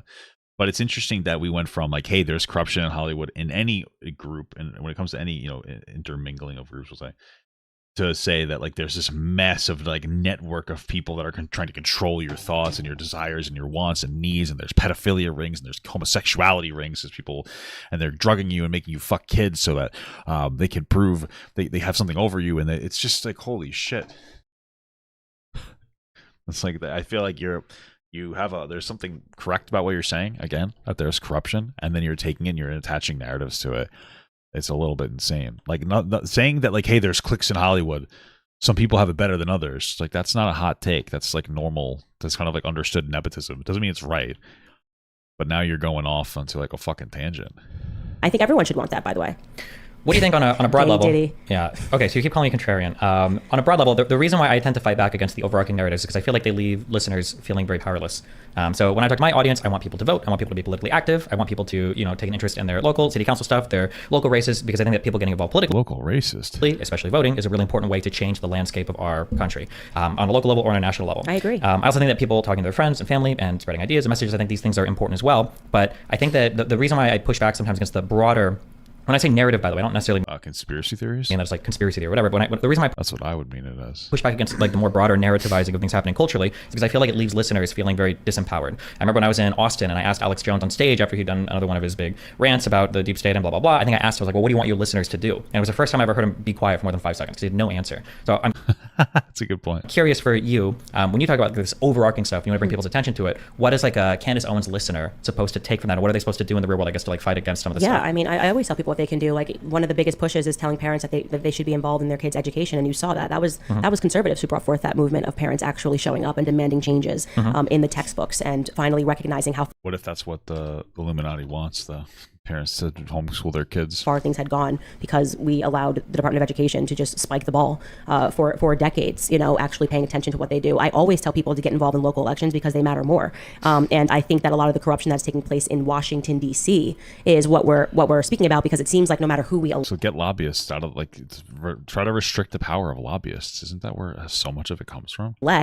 When we send them to Washington, D.C., it's almost like their allegiance is to the lobbies. And by the way, I believe that lobbying should be illegal. I believe that we need term limits. I don't think that lobbying, well, at least you said about the lobbies. I don't think it should be illegal, but people should be able to lobby. I feel like I understand why, McDonald's wants to have a level of, wants to be able to have a control, or they want to be part of the conversation about things that would impact them. I think it's okay for lobbyists to exist. I just feel like there needs to be a way to figure out how to also get the best interests of the people there. Maybe it's like, I don't know, maybe I feel like we have to do something along the lines of something when it comes to financing campaigns. Like, I don't know. I think Andrew Yang's idea was interesting, where everybody just gets like, everybody, regardless of how much money you have, gets a certain amount of money that they can donate to a campaign that's like set. And same thing with a business. So, like, let's say everybody gets like 100, I don't know, voting dollars, and that goes to whoever you want. You could fund your favorite person. This way they can't go, like, same thing with businesses, or maybe just put a cap on how much a business can lobby for something, so that you can't completely control the narrative on what you want as a business, to be like, no, I don't want you to put in any protections that can help people because it harms me. Something. I don't know if I would go as far to say lobbying should be illegal. I just feel like that's kind of silly. That's a little too far. It's not even realistic. You would never even be able to implement that. Even if that's something that should happen, the next step would be to like limit the power of lobbyists in some capacity. So limits. These are the things that would, I think, affect change overnight. And definitely term limits, sure. And so I hope that in speaking to those things, when people say, what would be the first things that you would do if you were in office? I always say, elect people that are saying those exact same things. Don't elect people that are then going to go to DC and make it their own business, and want to grow the government because it's making them money and they're accepting money from lobbyists. That's why I always point to my favorite congressman, Thomas Massie, because I think he does a really good job of actually representing Americans and American interests. So, yeah, I'm not a person, I haven't taken the black pill, as how it's termed, taking the black pill, and I'm like, there's nothing you can do. But we have to understand what it is that we're fighting, and we can't be scared to recognize a conspiracy. A lot of times we're just talking, there's questions that we have. I mean, like, it's fine to try to potentially recognize a conspiracy, but I feel like jumping into that. Listen, I'm sure that there are conspiracies out there for real, but it seems like you believe all of them to the point where you just don't believe Trump did anything wrong because there's a conspiracy against him, or P. Diddy must be wrong because there's a conspiracy again. Like, it's just like it seems like she has particular ideas about the world, and whatever information supports that idea, she's going to gravitate towards. And she can conveniently brush off some stuff and call it a conspiracy when it's convenient for her. And yeah, I mean, okay, cool, man. Like, that's a sad worldview. That's sad. And we said, why is this person doing this? Like I said, the Diddy lawsuit didn't make me feel hopeless. It actually made me go, oh, okay, if this is what's actually happening in Hollywood. I honestly can't wait to do some less brain. This is somehow the most brain rot I've ever engaged in like the past few weeks somehow. Then it makes sense, What do you think for when you look at black community stuff specifically? What would you think are the big, like, 2 or 3 things that the black community in the United States needs to do to kind of save itself from the whole of fatherless children and welfare consumption and abortion and everything else that they're kind of stuck in right now? Yeah, I'm kind of on like a UBI, bro. I'm still there, or negative income tax. I think that we need, fundamentally, people who are poor we need to figure out how to get them off the dependency of the welfare system, or at least at this current welfare system. I feel like in a really financially like solid area, going on welfare is great because you go on it and then you can get off it and find a decent job. But in a poor area, it's like you might as well just stay on welfare. It's just better for you. You work less and you probably make more. So we need to restructure the welfare system, and we need to figure out a way to expand like access to. I don't think that like UBI would necessarily make people like super lazy. People are already getting lazy because of technology. Like it's a fact. Like, what the fuck do I do all day? And nobody has a problem really with me. You guys are watching me, right? We're like, yeah, you're lazy, but like at the end of the day, I make money. So you're like, okay, it's whatever. I feel like a non-conditional, like maybe a negative income tax where you get money back based on how much money you get. It's not like super. It'll still incentivize you to work, because you'll still get money, It might make people a little lazy, but technology makes people lazy. Just something that can reform. Even if you want to do like a jobs program, like whatever. Just some kind of an idea on how to get people off the dependency of welfare and get them working again and feeling confident and comfortable. And with some kind of a negative income tax or UBI where there's money constantly in people's hands. People spend money. That's the whole point. So you're like, if we all had an extra certain amount of money, you're probably going to spend it. And that puts money into the economy, that creates more jobs, et cetera, et cetera, et cetera. That's kind of the theory of that. Reduce crime. I would imagine it would reduce crime in some of these areas because there's job availability. It would make businesses more confident to be able to open up into those poor areas where they might want to stay away from because there's like a lot more theft and et cetera, et cetera. So.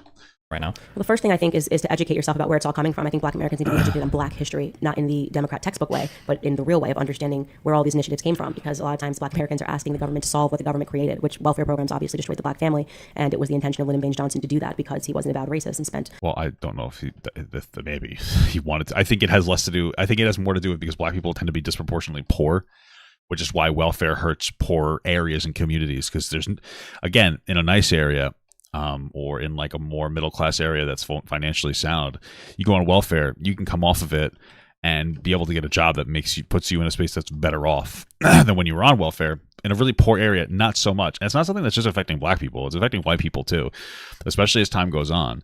You know, there's so many towns, like factory towns, that are now on permanent disability or permanent, welfare because their jobs are gone. Now they're just addicted to fucking drugs because they have no direction in their life and there's no meaning. They don't feel like they can improve or advance. Decades in the Senate voting against every measure to give black Americans any measure of freedom until he was basically forced with a figurative bullet to his head to sign the Civil Rights Act to restore some calm nationally. So I think, first of all, everything begins with education, and I think that people that are nefarious understand that, which is why the 70% illiteracy rate that we're seeing across inner city communities is in my opinion, by design. 40% of students now can't pass the literacy exam. What do you mean by design? In Black America. When we say by design, who would want that? People that want to control you. There's a reason why when we had slave codes, slaves weren't allowed to know how to read. When you're not educated, anything I tell you becomes your reality. I can understand that, but slaves like worked and did stuff, right? Yeah, so do Americans. Every day we go to work and our money gets sent overseas. But they have to like be literate to go to work, right? I feel like illiterate black people that are doing gang violence probably aren't serving any system very well. You are. Yeah, right. Right, because you keep voting in the people that are taking more power from you. Right? I'm not trying to be rude. Do gang members vote a lot? You think those people are voting much? The black gangbangers? I don't think that they're really voting. What do you mean? If anything, they're not. I mean, maybe her argument I don't know. Her argument is that they're doing it to make them not vote. I'm like, what? I don't know if that's true. I think, yes, black people do vote, and it's not We didn't talk about black people. We're talking about gangbanging black people. That's who she's referencing. What she's Wait, hold on. To be very clear, I didn't say black people because I don't think that all black people are like this. I'm saying that specifically the ones that are illiterate, involved in gang violence, and are unemployed. Do you think that they're like out there voting in a meaningful way that's changing the political landscape of the United States? Are they having like a meaningful impact on the electoral system? Yeah. So even if people are fully illiterate, they will vote if they have an emotional reason to vote, which is what the Democrats very much understand. I want to actually.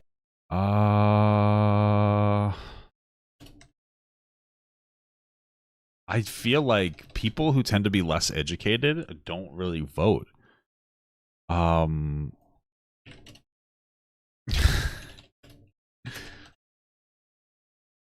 wonder. I don't know. My question is that there's different types of voting, right? There's presidential elections and then there's also local elections. So I imagine more people will generally vote for presidential elections. But I also feel like poorer people don't bother to show up to vote for for local elections, which arguably have more impact on you.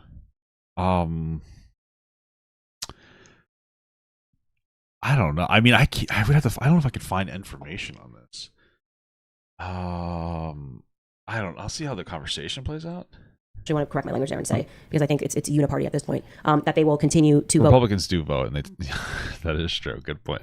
But I feel like those are usually older people that generally have decent money. I'm talking about younger people that are younger people. I guess in general, I don't think that gangbangers live very long. I don't know, man. Maybe I'm wrong. I don't think that gangbangers. I don't think that like people that are gang affiliated are really going out to vote. I mean, they're operating in gangs. I feel like I don't know. It just doesn't really make. Maybe I'm. I feel like it's not an unreasonable assertion or assumption to make that they don't vote. And do you think I'm wrong about that? I don't know. Emotionally, so when you see something like, black people rioting and looting in the streets because of what happened to George Floyd, what you are dealing with is people that are being intentionally misinformed about circumstances so that they are emotionally reactive because. Well, let's be honest here. When it comes to that, what are they misinformed about? I mean, there is systemic racism. There has been a history of police officers getting away with doing bad things, right? What is it they're misinformed about? I also think that there are people who were making excuses and just engaged in a lot of the violence because they wanted to. I don't know how many people were there actually protesting and how many people were there because they wanted to actually cause some kind of a violent scenario. There's sometimes people will try to justify violence, but what does she mean when she says they're misinformed? I'm wondering. I mean, I have children. I have a 3-year-old. I know what it means to be ignorant. My child can't read. He is emotionally reactive. And if you can turn an entire population into an emotionally reactive toddler that has no facts or no understanding of history, you can make them do whatever it is that you want them to do. So it's interesting because it feels like we would say the most mind controlled people in America are actually young white college kids. And those guys have lots of literacy and lots of education. It's actually interesting. Dude, I would never be able to come up with an argument like that. But that is true. Conservatives are damn. That was a good argument, dude. That's actually I would never come up with that. That's fucking wild. Yeah, conservatives are constantly talking about how white progressives are so easily brainwashed and mind controlled through institutions. So if that's the case, then why wouldn't they want to educate these black people? It's interesting. So if you're really educated and you're in the system, then you're being brainwashed to vote left. But if you're completely uneducated and not in the educational system, you're being brainwashed to vote left. So who's voting right?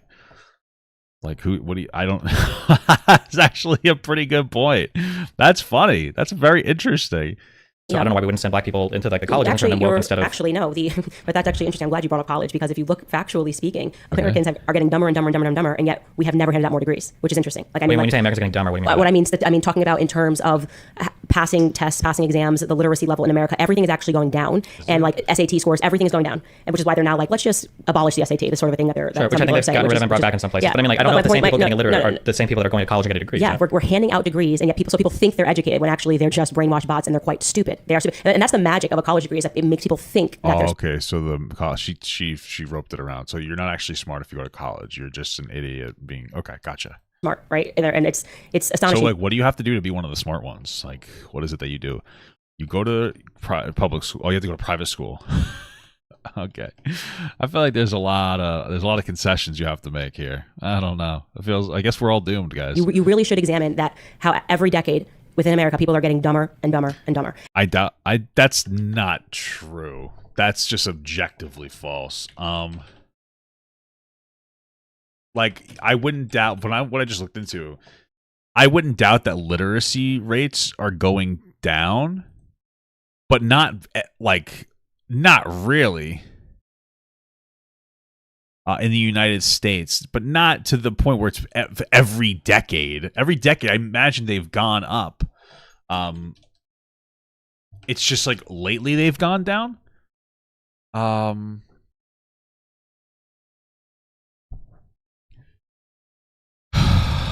And apparently, okay, so what I'm reading here is that literacy rates were going down because of COVID. Because that like caused people to not be in school for a while, and it messed up people's ability to learn. But literacy rates aren't going down, are they? What are these numbers? Percentage of persons 14 years older who are illiterate, unable to read or write. Okay. I mean, it seems I think they've been going down overall. It's just that we took a hiccup in COVID.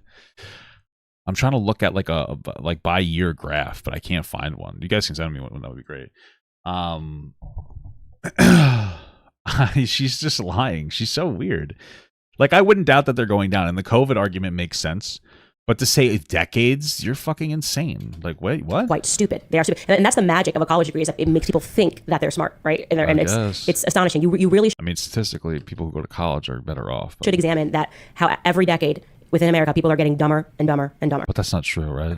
And one of the things that my colleague, it's just something that's recent, Matt Walsh did, which is really incredible, is he read a letter that was written by a civil rights soldier who's like 17 years old, 18 years old, had no education, and it sounded like poetry. Like, unbelievable the way people used to be able to speak and write before we created the Department of Education. What?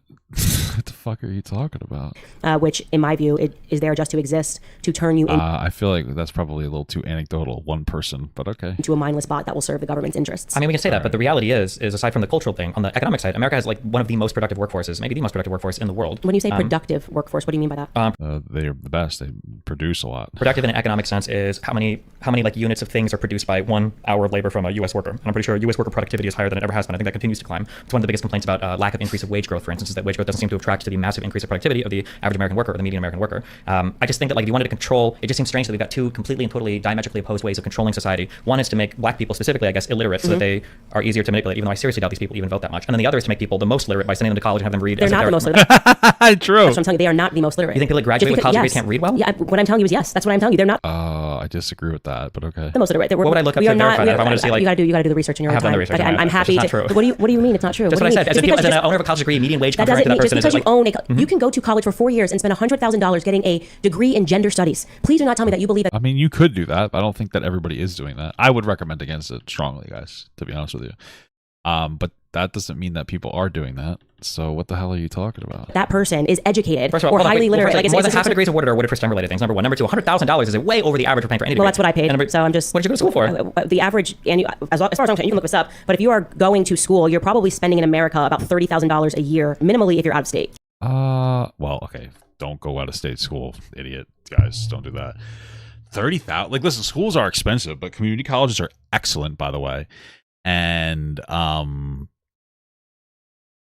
they're not that expensive. They might be like $5,000 a year. That's how much I remember. They might be more now, like $7,000 a year.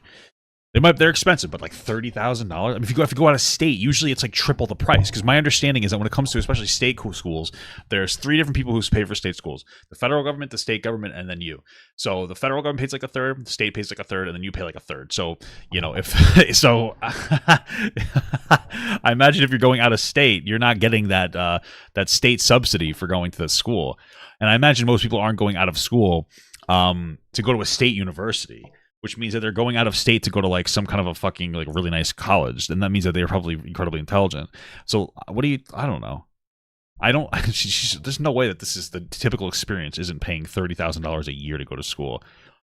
Isn't the average amount Just look it up. You got Google, right? What state are we in? What state are we in? Miami? Let's look up University of Florida. Pardon, what state are we in? Florida? Yeah. Go to University of Florida, out of tuition rates. Because what do you mean? Why would you look up out of tuition rates?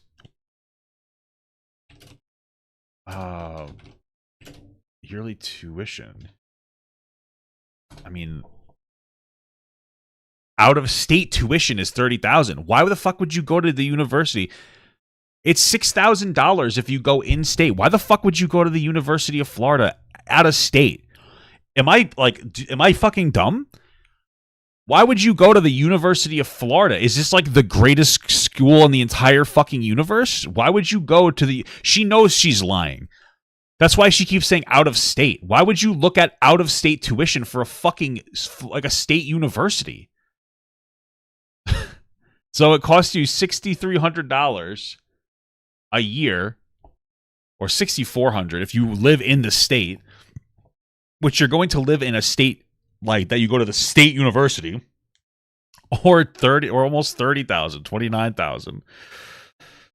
Holy fuck, dude, she's so dishonest. Like, this is how you know that she's dishonest, is when she pulls dumb shit like this. She's fucking full of shit. Nobody's gonna go to a state university that's not in their own state. That's literally a waste of time. That's just insane. Like, that's just not happening. It's not happening in any robust way. Are there people doing it? Sure. Super rich people that are also super dumb, I guess, but this is just not a thing that happens. $1,000 sounds about right. Yeah, but we're looking at, so one, this is for $28,659 out of state. Correct. $30,000. So one, this is the out of state tuition. Yes, that's what I just said. Number two, hold on, this is the sticker price. Nobody pays this for school.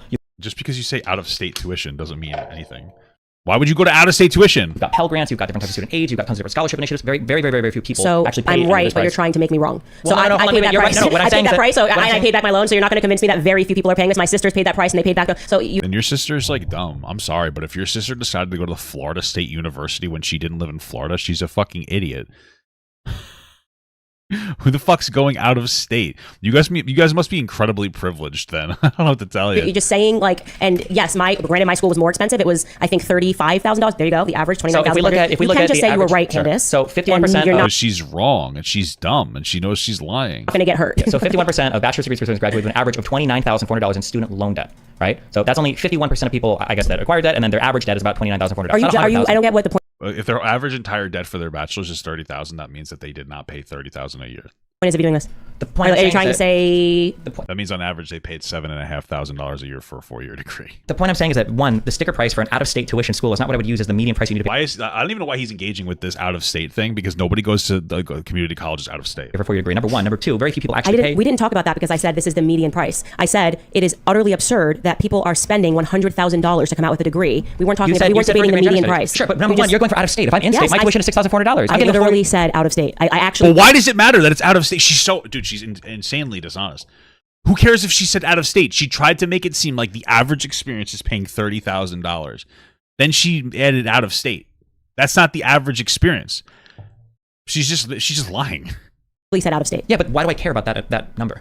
I don't get where you're going. The point of holy fuck, Candace is she's incredibly stupid. She's making me want to say like mean things. What are you talking about, dude? I can't. When we started this conversation, I was just saying that there are individuals that are going to school that are spending $100,000, right? I don't know what that has to do. You're saying the median is paying $30,000. In gender studies, but we're talking about, I'm sure, and I could probably find people with $1 million student loan debt that got an even dumber degree than gender studies and basketball or whatever. But in general, that's not the cost of a college degree. And in general, college degrees confer huge wage premiums on the people that earn them. No, they don't. And that is the reason why you have so many young women that are, and this is why, I think that what you actually do here is harmful. And I'm going to dude, what are we talking about? Yeah, like okay, so yeah, like Destiny was saying before, as of the third quarter of 2023, Americans owed $1.74 trillion in educational debt. 51% of the 2021 to 2022 bachelor degree recipients graduated with an average of $30,000 or $29,400 in student loan debt. Among borrowers, the average student loan debt in 2023 was $38,000. That's if you're going for a 4-year degree, you're paying an average of $7,500. She's just lying through her fucking teeth. Holy fuck, she's so dumb. This is insane. She's such a stupid fucking person. Dude, she has to know that she's lying. She's not a critical. She's obviously not a critical thinker. She has a narrative that she wants to say school is too expensive, and it is, by the way. It's very expensive, and it needs to be cut down. But when you're inflating it, being like the average is $30,000 a year, no, it's not. The average experience is apparently around $7,000 a year, not $30,000 a year. So it's probably less than that too, because that's probably including student loans, which have like interest rates. So probably talking about $6,000 to $7,000 a year is how much it will generally be. Okay. For a bachelor's. Okay, hold on, I'm sorry, because I've done a lot of research on college degrees and a lot of research on education, and every single thing that you're saying sounds really good on like a culture war perspective. When you look at an actual economic perspective, 100% a culture war. Candace Owens is a loser. When you look at actual firms that hire people, and when you look at the actual median wages for people that even have some college education, all of it, that's great for you. But that's cool. For the average American, that's just not true. None of these numbers are found on average. You will never find data that supports the idea that high school earners on average are earning college degree earners, or that 90% of people are going to school for basketball weaving. Do not listen Why would you go to a trade school is good. No, you should go to a trade school. But you see, it's interesting. She constantly plays this. She plays this game. There's a difference between going to high school or having a high school education versus a college education, but also versus a trade school. Trade schools are great. These are great jobs that are very difficult to automate away. The job should stick around longer, at least, than a lot of menial jobs. I would recommend going to a trade school if you don't know what else you want to do, as an option. But we're not talking. They're not talking about trade schools. We're talking about college versus high school. That's a third option. But she's trying to make it seem like, oh my god, she's trying to make it seem like don't go to college means go to trade school. That's not what she's saying. she's just grasping. Learn a real craft. Why would you go to trade school? Please go to trade school. You should go to if you don't know what you want to do. Trade schools are great. Please do not end up, and I talk about this on stage the whole time, and I'm on the university. I did 2 universities this year. Please, if you do not know what you want to do not go spend a ton of money putting yourself in debt to go into society already having debts that you need to pay off. So just to be clear, let's say you're an 18-year-old, because her advice is just fucking abysmal dog shit garbage. She's an idiot. Like she knows. We all know at this point. If you made it to this point in the video, she's a fucking moron. If you're 18, you don't know what you want to do. First of all, acknowledge that. It's not that, like, that's a very common experience. It's like, who knows what they want to do when they're 20 or 18 years old? That's insane. So number one, if you don't know what you want to do, like, don't freak out.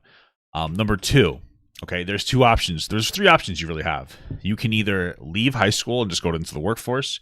You can go to college and you can try to educate yourself more, or you can get a trade. Okay, trades are great. Okay, if you really don't know what you want to do, trades are great. These are jobs that are difficult to automate because they're a little bit more complex.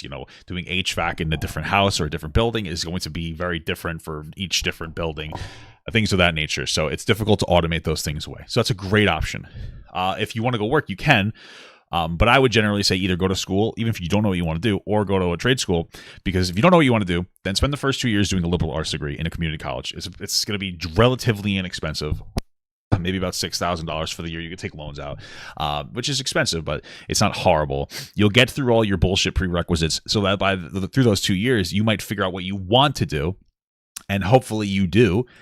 If you don't, at the very least, you have a relatively inexpensive loan that helped educate you to make you a more employable worker. Because now you can say, like, you have an associate's degree. It will look okay. Like, you will edge out somebody that does not have an associate's degree, right? So that's your worst case scenario, is you're a little bit more educated and you have your bullshit out of the way for moving on to something a little bit more advanced. Maybe you've learned what job you want or what you want to go to college for.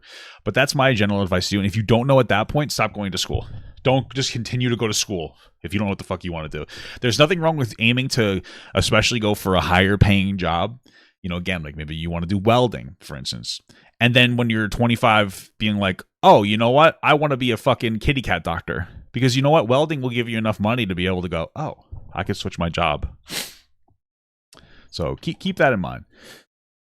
Off to make $25,000 a year in a career path that you didn't even know that you wanted to take because you're listening to Destiny. Like, and by the way, who's taking, like, what is she talking about? I am, thank you saying she's right, Destiny. I am so right. Please go to trade school and don't listen to this and listen to me because I mean, trade school is a good option, but I bought into this rhetoric because I was in high school and it's gonna be great. You're gonna go and you're gonna take a blah blah blah. And then when you get out in the real world, it's gonna be great. You're gonna have good positions. You're gonna make more money. It is a lie. That I don't care what website he is looking on, like to tell you that is a lie. The overwhelming majority of people. It's a conspiracy, by the way, is what she's saying. The website is a conspiracy. Statistics are a lie to her. I'm so glad people in the chat are saying that I am right because the overwhelming amount of people are shocked when the real world then smacks them in the face and that lie, that dream that was sold to you by your guidance counselors in high school, that it's going to be so great and you're going to be able to make more money, and you just start to realize that it is absolutely crap. And I really would like to say, do not disrespect people that go to trade school because I just that was just so trade school. What are you talking about? It's just like, wait, why are we virtue signaling on this? You should go to trade school. You go to college to make more money. That's not true. It's just not true. What do you mean it's not true? That's not true. You can like quite literally, you can be the person that goes. I mean, again, I think that trade school is a very viable option, generally speaking, for the reasons I've stated. So he's not disrespecting them. He's just saying, I guess statistically, you'll make more money going to an actual school. You know, I'd say trade school is great. But yeah, doesn't this when she mentioned she went to school for journalism and then she's using her journalist degree? No. Like I went to school for game and web design and like it was kind of a waste, to be honest with you, but I did learn how to video edit in there and I do my own video editing. Is it super complex editing? No, of course not.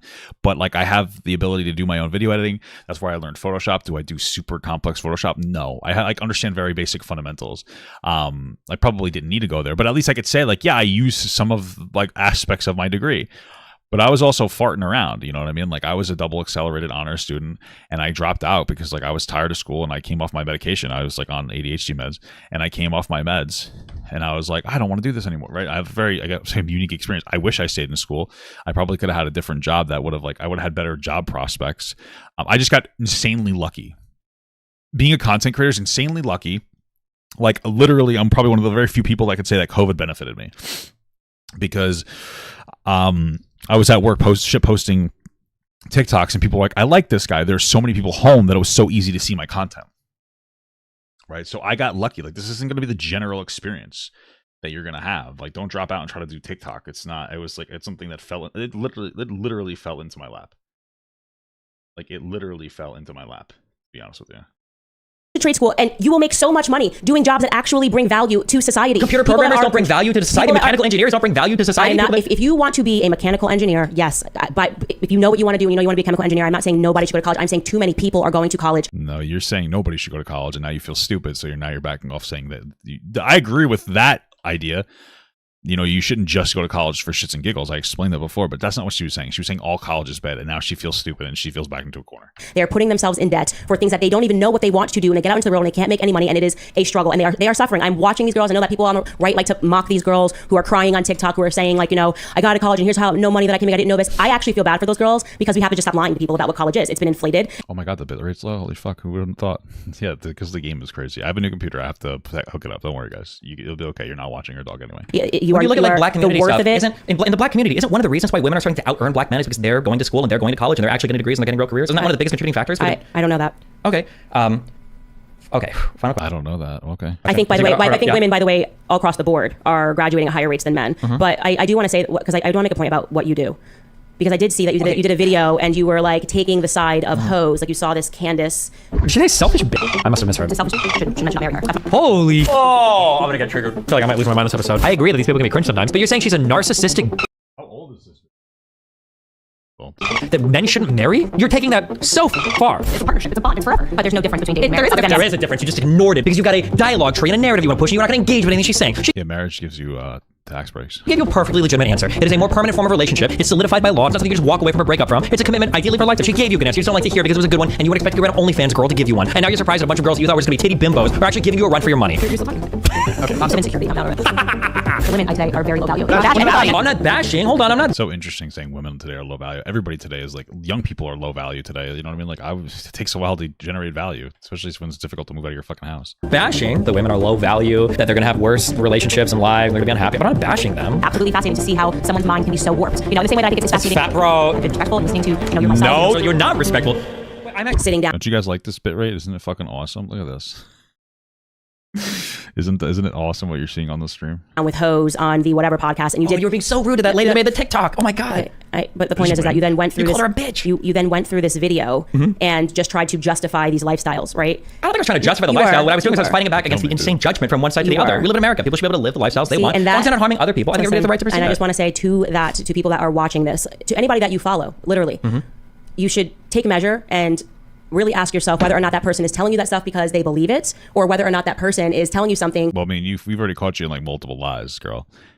Like when you started telling us that school costs an average of $30,000 a year, and you made sure to specify out of state, like it was pretty clear that you're running a narrative. So that ultimately it feels good because then it means that you can remove yourself from responsibility. Oh, I see, yeah, it's fine, I can be a hoe, whatever. Yeah, I mean, listen, I wouldn't recommend doing OnlyFans. I just don't really care if you do, like whatever. Like you have freedom to do whatever dumb shit you want. But it's going to lead you to misery, right? And so I tell people, I've seen a lot, I've been through a lot, I've lived through a lot, very proud of myself where I've ended up, and I'm trying to provide people the shortcuts. And I'm trying to tell you that yes, I understand that as a young woman, if you jump onto OnlyFans, you can make money. And you probably won't, to be honest with you guys. Most women will not make money. In fact, I would argue that if you jumped onto OnlyFans, you probably wouldn't make any money, and then you would fail, and then you would go, oh, probably can't do that anymore. And you realize that it sucks.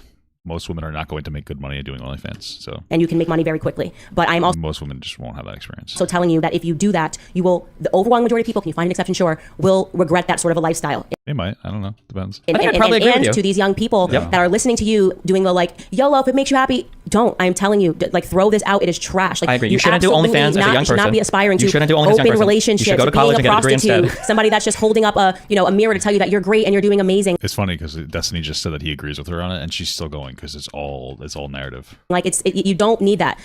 You're not great. You can do better, right? Your life is worth more. There are rules that work. Agree. College is every single person that I went to school with is not using the degrees that they paid for. What did you go to college for? Journalism. It's so funny. She's going to college. She's literally doing journalism. That's what she's doing. What is she talking about? What you're doing right now? What do you mean? Like journalism stuff? You probably don't know my backstory. So because my family was... Yes, you're doing journalism. Yes. Poor. I had to take out loans to go to school. My mom didn't even graduate high school. So wait, why, if your family's poor, why would you take out loans to go to school? Yeah, if you're poor and you live in Connecticut, they have very robust welfare organizations. So there's no way what she's saying is true. What? I just told you... If your family's poor, why would you take out loans to go to school? Why would I have to take out loans to go to... Yeah, especially if you live in Connecticut with an incredibly robust welfare system. What do you mean? I have to take out loans my family can afford to pay to put me through school. Hold on. Was your family actually poor, or you just lie? What are you talking about? If you go to school and your family has a low gross income, you fill out FAFSA, and the FAFSA is going to award you a ton of federal aid, assuming you don't actually have the gross income from your parents, actually go to school. So if your parents are super poor, I don't know why you had to pay full out-of-state tuition to go to a university. I did. Do you think? What do you mean? Did I lie? I don't know how if your parents are poor, if they have if your parents are poor, you're not paying for school. This is like a very basic concept here.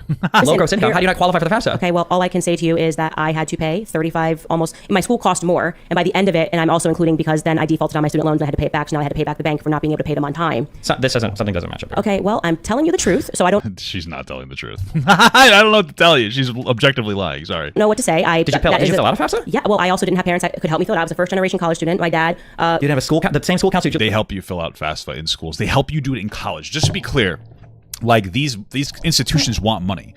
So when you go to college, they will fucking suck your balls to try to get you to get student loans because they want you to go there. They don't care if you pay the money or if the government pays the money.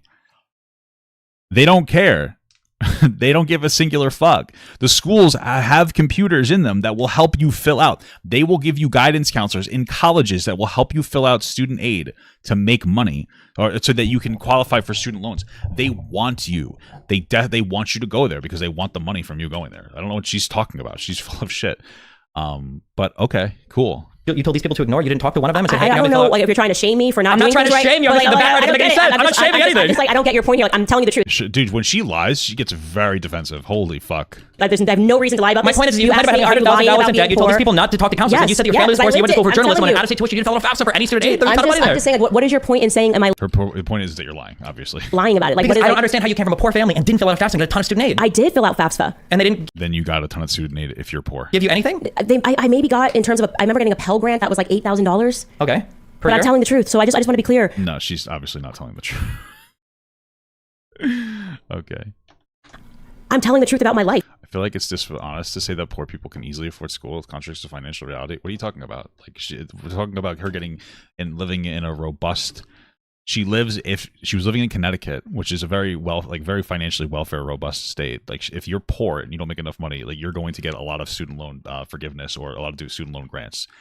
That's just kind of how things work. So I think that's the problem here, that she's obviously lying about something. She's misrepresenting herself. And and I don't know what school she went to that was $30,000 a year. So the school, I don't know. And if her parents are so poor, then how was she able to take out the loans without like any real backing? I don't know. It just kind of seems like she's lying about something. It doesn't add up. I don't know, dude. Like, I don't know what to say to you. And I don't get what was your question of saying, like, why? I mean, she's lied this entire conversation. I wouldn't doubt she's lying now. Why did you? Because that's part of the problem, too, is that she has an incentive to tell you that like you could just pull yourself up by your bootstraps, which you can sometimes, but not most cases you can. That's why people need a little bit of help. You should have the mentality of pulling yourself up by your bootstraps, but understand that from like a sociology perspective, people are going to struggle immensely with doing that. But she has an incentive to say stuff like that. I don't think that it's really true. It's also, I don't know. And it's also funny that she went to school for journalism and she's pretending that she doesn't use that when she does. She said out of state, which is valid. Why is she going to, if she's so poor, why is she going to like an out of state school? It doesn't really add up to me. How she was able, I just don't think that she was as poor as she's leading on to. So I don't know. Take out a loan if you were poor. I don't understand that question. Like, I don't get it. Because the implication is that if you filled out a FAFSA, your parents' gross income is used to heavily determine the amount of student aid you qualify for. And if you're coming from a incredibly poor family, you usually get a ton Well, that's not what happened. Maybe that's circumstance. And please, guys, jump in the chat. Like, if somebody said Destiny, that's stupid. I don't think they just give you free college if you're poor. That's not my experience. Did you go to university? Did you get free money? I did, and I got some free money, but I had to get married for it because my parents had a high gross income but a lot of debt, so I didn't qualify for the FAFSA. So I didn't get married at 19. Yeah, I didn't get like a lot of forgiveness either. My mom made a good amount of money. So I paid back my student loans all by myself. So I could tell you that I spent over 6 figures paying back my student loans to attend the University of Rhode Island, and that is the truth. I mean, and no, I am not. Why did she specifically go to the University of Rhode Island, especially if there was like a financial burden? I feel like you wouldn't go to an out-of-state school if you didn't have like any fucking money. Is this typical? Yeah, she probably is. Yeah, she's probably middle class. Like, there's no fucking way. I don't know. Something doesn't add up here to me. Not lying. My family does not have any money. Okay. My parents don't own anything. We don't even have a house. Like, we don't even own. Obviously, I don't mean like we're homeless. I meant like, as in like my family didn't even own property. So it's like, no, I'm not lying about that. So I don't know what route we're chasing there. Isn't the issue here then? Why would you go? Also, I understand if you're leaving because you said you were hard at Berean 306. So yeah. I don't understand why you would go to an out-of-state school for a journalism degree and then turn around and blame colleges for being bad when it feels like I'm not blaming colleges for being bad. I'm telling people the truth. Well, you are blaming colleges for being bad. So even if all of what she's saying is true, you're saying college is bad because it's really expensive. But then you were apparently poor and made an uneducated decision to go to an out-of-state college as somebody who's poor. Why wouldn't you just go to an in-state community college then? That would make a lot more money. So that they can avoid making some of the mistakes. Which is don't go to an out-of-state school for a degree that might not confer high money? Yes, I probably should have. Yes, I'm sorry that I was 17 years old and I didn't have parents. See, she's such a dishonest piece of shit. Okay, she's trying to say that the general experience is that you pay like $30,000 a year for your loans, which is not. And now the pushback here is like, hey, why did you go to out-of-state school? She's like, well, I know I shouldn't have done that. It's like, yeah, no, but you're saying that that's the average experience. It's not. That were able to provide the economic advising, of course, that would have been smarter. My sister, 2 of my sisters went in state, but they still had really heavy loans. So I don't know about this FAFSA magic thing that you think happens. Yeah, but like in states, community colleges on average is like $6,000 or $7,000 a year. So and my sister paid about $20,000 a year. It's not for a community college, but okay. When she went in state, so I just don't know what you're talking about. How all of you are going to school for like those are not community colleges. Like, what the fuck is she on about? These are not community colleges that you're referring to. What are you like? $20,000 a year is not a in-state community college. What the fuck are you guys going to school? There's no way that you guys grew up poor. I just don't believe it, because there's no way that all of you are going like taking $20,000+ a year in student loans. Like, we'd have to have like for what? Like, you'd have to have some insane prospects. I don't understand. I don't know, man. There's something that's just not adding up here. All of that, because all of my sisters, we all had to pay loans. My older sister just finished off paying her loan, so I don't know. Wow. I just don't know what you're talking about, the FAFSA magic button. Maybe if honestly, if I missed the FAFSA magic button and they were going to pay for everything, then maybe I am. Just keep in mind, she was lying before about what the average experience was for paying loans, but just really stupid, and I had no idea. Yeah, I don't know. Hey, listen, I'll be honest. Maybe it's like a difference in like areas of people we talk to. Maybe because the high school I went to was like very oriented and trying to get you to college. But when I was going to college, like I think FAFSA stuff was like the most important thing, like student aid. But I did fill it out. I don't know if it's because my family had multiple children and we were all going to, I don't know what the circumstance is, but I'm just telling you the truth is that I paid for my college. And I do try to tell people that if you don't know what you want to do, spending tens of thousands of dollars trying to figure it out is probably not. That's not what you try to tell people. I've just said that. That's what I tell people. What you're saying is just don't go to college in general because it's always bad and it's going to cost you an average of $30,000 a year, which is just objectively false because you're a weirdo. The right move. Like you can always go to college. You can go later. Try to figure out what you're good at. Get an internship. I hire people that are right out of high school. That's new.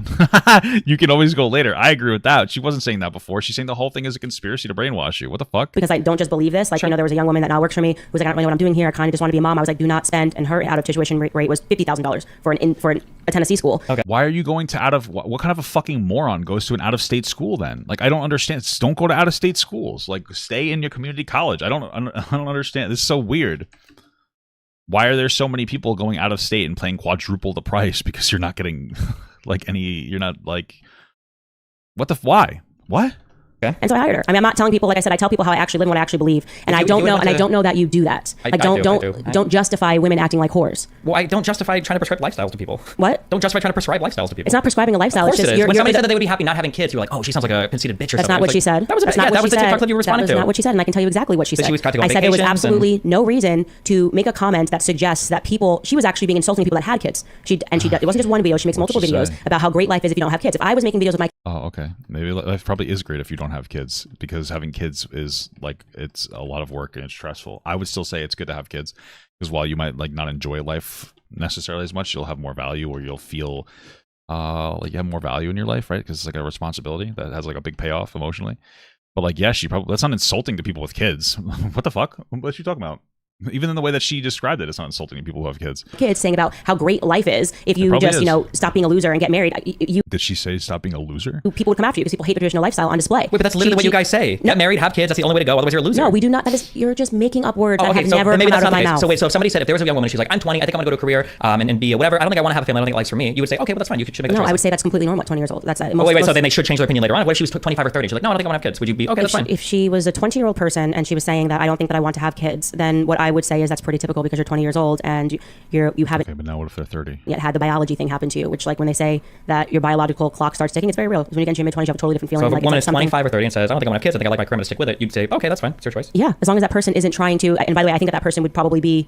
It would be unusual. Like it wouldn't be the majority of women. I think do want to have families and want to aspire to family, and that's fine. But when you try to create a brand of it and you say things like, "Oh well, if you have kids, then you can't just smoke pot and stay in bed and be naked all day." This is actually something that like Seth Rogen just said. Okay. What you're doing what a fucking loser. There is you're actually trying to. You're 30. How old are you? You're 35 years old. Yep.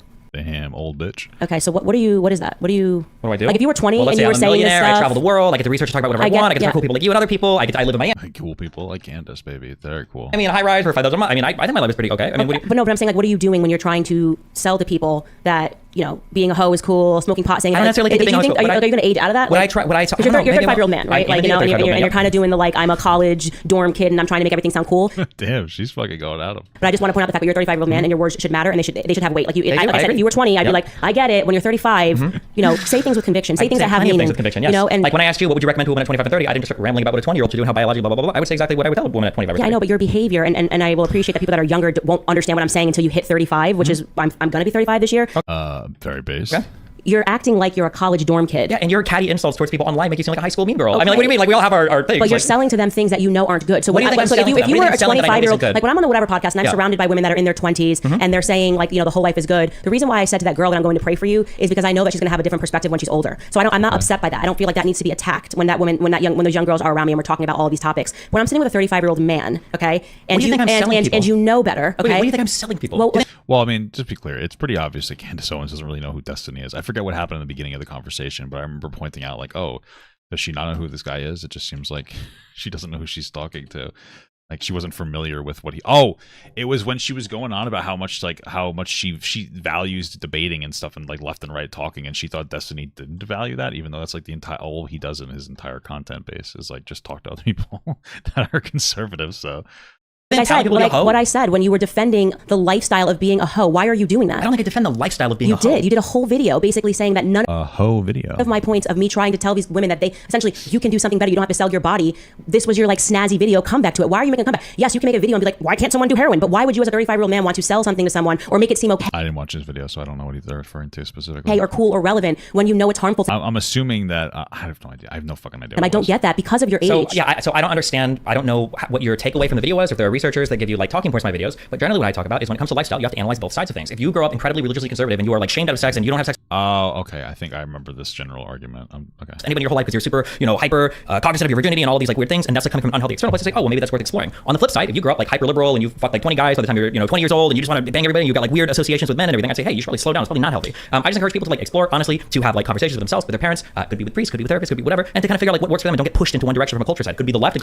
One Direction, my favorite band. People to be way too promiscuous, or it could be the right for people that are shaming people for being promiscuous and saying like, well, this one lifestyle of family stuff is going to biologically be suited towards you as you get older. I think both of these are equally stupid because it just pushes people in the other direction. So you don't believe in anything? Is what you're saying? Is that what you got from that? I think he just, it sounds like what he said was that he believes that people should just generally experiment, but don't go too extreme. Don't be too, that's it. I guess it's a boring take. What she wants something a little more interesting. Well, you're not committing to I believe anything. in actually thinking for yourself. That's what I think. I think that every human being roughly exists in this like paradigm where if you fuck 100 people by the time you're 20, probably not healthy. If you've never had sex before and you're 30, probably not healthy. And that you should probably like try to gravitate towards what are like human norms and then what are things that make you happy depending on your culture, depending on your geography. And you kind of like explore in there. And don't be shamed out of exploring from one side to the other. Don't be pushed into something because somebody like Candace Owens or somebody like Stephen Bunnell tells you that you have to do a particular thing. But just like kind of I don't explore tell people that they have to do a particular thing. But if I see somebody that's doing heroin, I'm not going to be like, it's whatever. And it's just like whatever. Do you think that heroin is comparable to recreational sex? I am. Quite frankly, I actually think a woman, as the one that I sat across from when you were critiquing this video, who says that she slept with up to 20 men per night. Yeah, that's crazy. It's just as bad, and I know that has to be hurting her soul. So I look at her as a human being. Hurting her soul? What if she just has a different lifestyle? She doesn't. I mean, if she's fucking 20 men a night, I don't think she has a different lifestyle. I don't know. That sounds pretty rough. But hey, what do I know, right? No, what do you mean? Having 20 bodies is like one thing. I don't think that's that big of a deal. But 20 men per night, if that's true, that's fucking wild. She's telling you, she was very honest actually, and that's why I appreciate her, because she was very honest that for her it is just about money. Okay, but when I see that individual, when a young woman is saying that she'll sleep and see up to 10 to 20 clients per, I feel like Destiny's gonna like lose out on this particular talking point. He sounds like he is supporting a lifestyle of like fucking 20 people per night. That's a broken individual, and it's just as when you see somebody who says that they're doing. She's very honest that for her it is just about money. Okay, but when I see that individual, when a young woman is saying that she'll sleep and see up to 10 to 20 clients per night, that's a broken individual. And it's just, yeah, I mean, I agree with that. Just as when you see somebody who, I don't know, dude.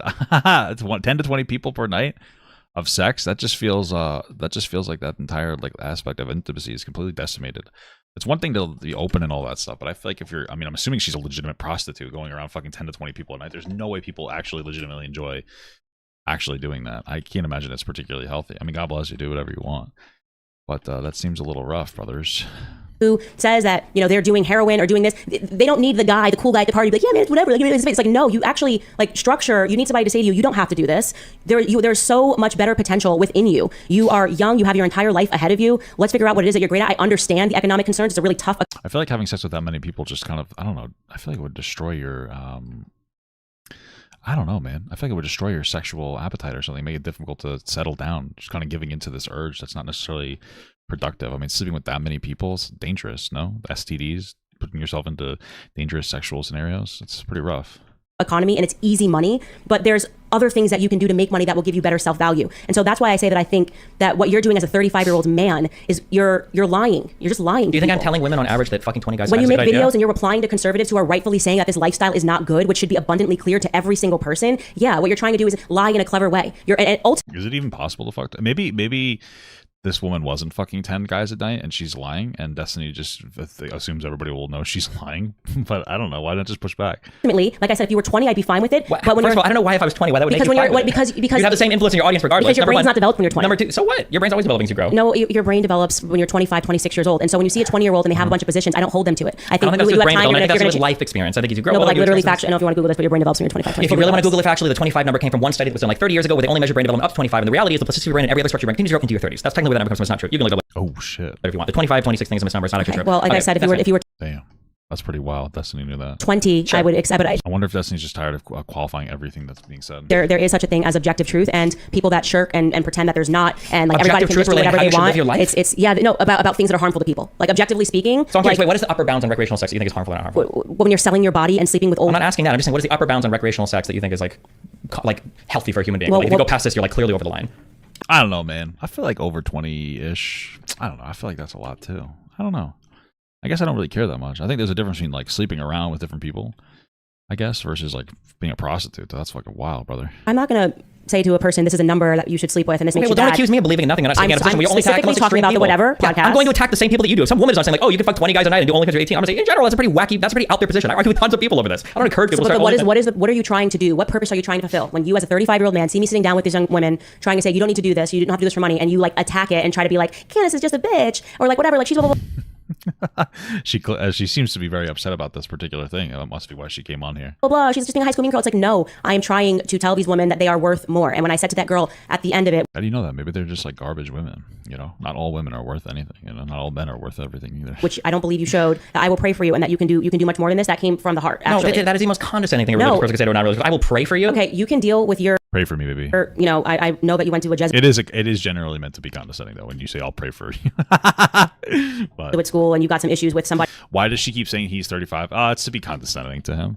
Like you're 35, you should be acting better than that's the implication. Why do you think I have issues? But I meant that because I love my high school. Because for me to say like I meant what I said to her that I would pray for her. Like when she was describing why she was very upfront that you'll pray for her. Because I did pray for her. Then do it privately. Why do you need to tell her that? You're only telling her that because you think you've got such a condescension about you. You've got such an air of superiority that you're going to pray for her. That's true. Superiority because I said I would. God forbid someone says they'll pray. That's obvious. Candace Owens is very conceited, very clearly.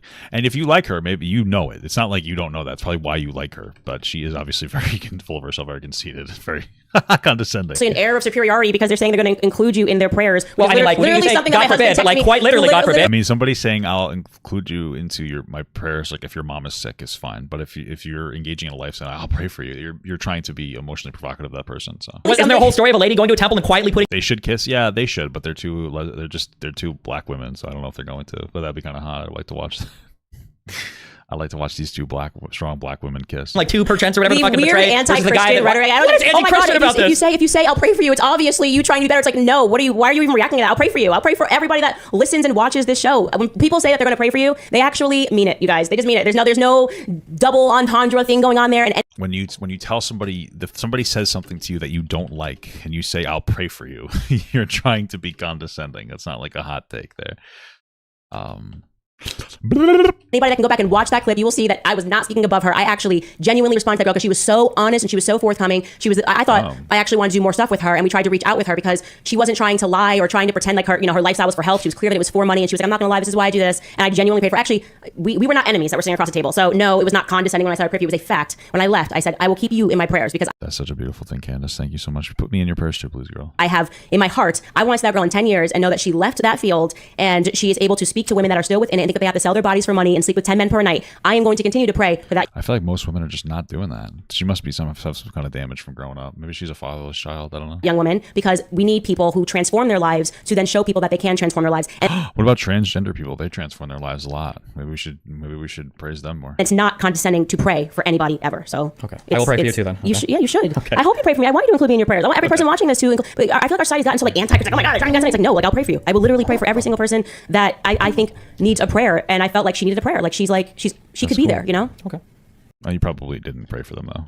That seems weird. And you should watch it. Her and I had there was no beef between her and I. Well, you told me I did watch it and responded to it. So I remember watching and responding to you. It was going over the TikTok clip. Praying is cool, you guys. Just super dope to pray. Yeah, telling other people you pray. I'll pray for you. Look at that. But it's not cringe. There's nothing cringe about being a Christian. It's actually never said there was anything cringe about being a Christian. Never said that at all. The dopest thing you can do is pray in public. You know, talk about your faith and your Christianity. There's nothing cringe about being a Christian. There's nothing cringe about praying for others. There's nothing cringe about getting on your knees and praying to God when things are wrong in your life. And so that culture. He doesn't agree with all that. I already know he doesn't like religious people. Get the fuck out of here. Needs to come back. Yeah, and I think that's totally everything fine. that's going wrong in this society is by people being like told that praying. No, there's nothing condescending about. It's dope. It's cool. About that, this is the new. This is the. Yes, please pray for me, guys. Pray for me. Do you This is the new wave. Well, listen, I disagree with everything you say. I think you're harmful to America. You think I'm harmful? That's fine. No, I didn't say you're harmful to America. I just said that it is harmful when you do things like that. You know, when you know something's wrong and you still try to like find a way out. And I just think that we can all acknowledge that selling your body is not a good thing, and we should encourage people to do it. Okay. If people want to find you, or if you want to direct them to anything that you're working on, where would they? Listen, if you are anyway, I didn't listen to anything to she said. Is she starting an OnlyFans or not? Super not Candace Owens fan, if you're like the biggest non-Candace Owens fan, I really challenge you to not believe the headlines that you've read and just watch one episode of my show. You don't have to commit to anything. Just watch one episode. Listen to you talk here. You know, there's probably some things that you know what you're talking about, but very clearly it's not most of them. You're just kind of a conspiracy nut. It's fucking wild. Actually listen to what I say out of my mouth and not how it's being interpreted by other people. And I know I've gotten so many emails from people saying like they changed their lives because just so you know, I am not better than you. Like I say on my show the whole time, just so you guys know, I am better than all of you. Just so you guys know, I'm better than you. I'm better than all of you. You all suck. You're all lick poop. Eat my shit. Fuck you. Give me your money. Watch my content. I don't care about any of you. None of you mean anything to me. Now my social battery is exhausted. I'm gonna have to leave. Sorry. I'm just kidding. Rank with the best of them. I took the most liberal route to conservatism that there ever was. So I'm not better. Isn't it the typical route, like being super liberal and then like fucking slingshotting to being a progressive or to being a conservative? Isn't that like the most like, no offense to people, but the most obnoxious people in the world are like the people who were like super one way and then they just fucking roundabouted back to the other direction. I hate people like that. So I don't know. It's just, but okay, cool. Better than anybody that I speak to. It usually feels like it's one little thing that made them change their mind. Like it's like that they had no foundation for why they believe what they believe in the first place, and then they slingshotted because like one little thing made sense to them, and then they just made it out of their entire fucking identity. I don't know. I'm speaking from the heart and trying to get people to avoid. Like I'm not talking about people who might have been like a little bit left leaning and then went to the right. I'm talking about people who went like far left to far right. But whatever. Certain traps that, you know, I wish that I would have been able to avoid in my life. And we can have disagreements, but don't go to out-of-state university, guys. Something to avoid. I think if you check out my channel on YouTube, check out the podcast, listen to one episode, you're probably going to be able to very quickly determine and see where my heart's at. Okay. Candace Owens on YouTube. Thanks. Cool. And again, we're combative, but I do appreciate the conversation. No, I do too. I would, by the way, love to have you on my show. We could talk about other topics as well. But yeah, this was honestly like incredibly boring. I did not really enjoy. This is what I really did not enjoy, like any of this, to be honest with you. Candace Owens is painfully unintelligent, boring, very conspiracy. Well, let me not say unintelligent, but she's completely conspiracy nut-brained. And the second that she gets pushed back, she shuts down. And I don't respect people like that. They're incredibly fucking boring. So I did not really like this conversation at all. Yeah. But I actually want to know what you think. Sure thing. Yeah. If you ever want to, just send me an email. So yeah. All right. All right. Thanks. Bye. Bye. Bye, guys. Bye. All right. Cool beans, man. Cool beans. Yeah. Okay. Cool. Yeah. That was all right. That was something. I don't think I care about the next part of that. Name popping next. That's what I'm saying. All right. I'm gonna. That's it for me today. It's Sunday. I'm gonna hang out with my wife. I just wanted to get on to get a video for tomorrow. I should be back to like normal schedule tomorrow, though. I'm sorry, guys, that I've been kind of half-assing it. There was a wedding and stuff, and I've been like busy cleaning the house and everything. So I know that stream wasn't that short. It was 2 hour long. That's close to 3. But I'm still gonna get off and hang out with my wife. So I love you guys. I appreciate you. Thank you for stopping by. Here's a kiss.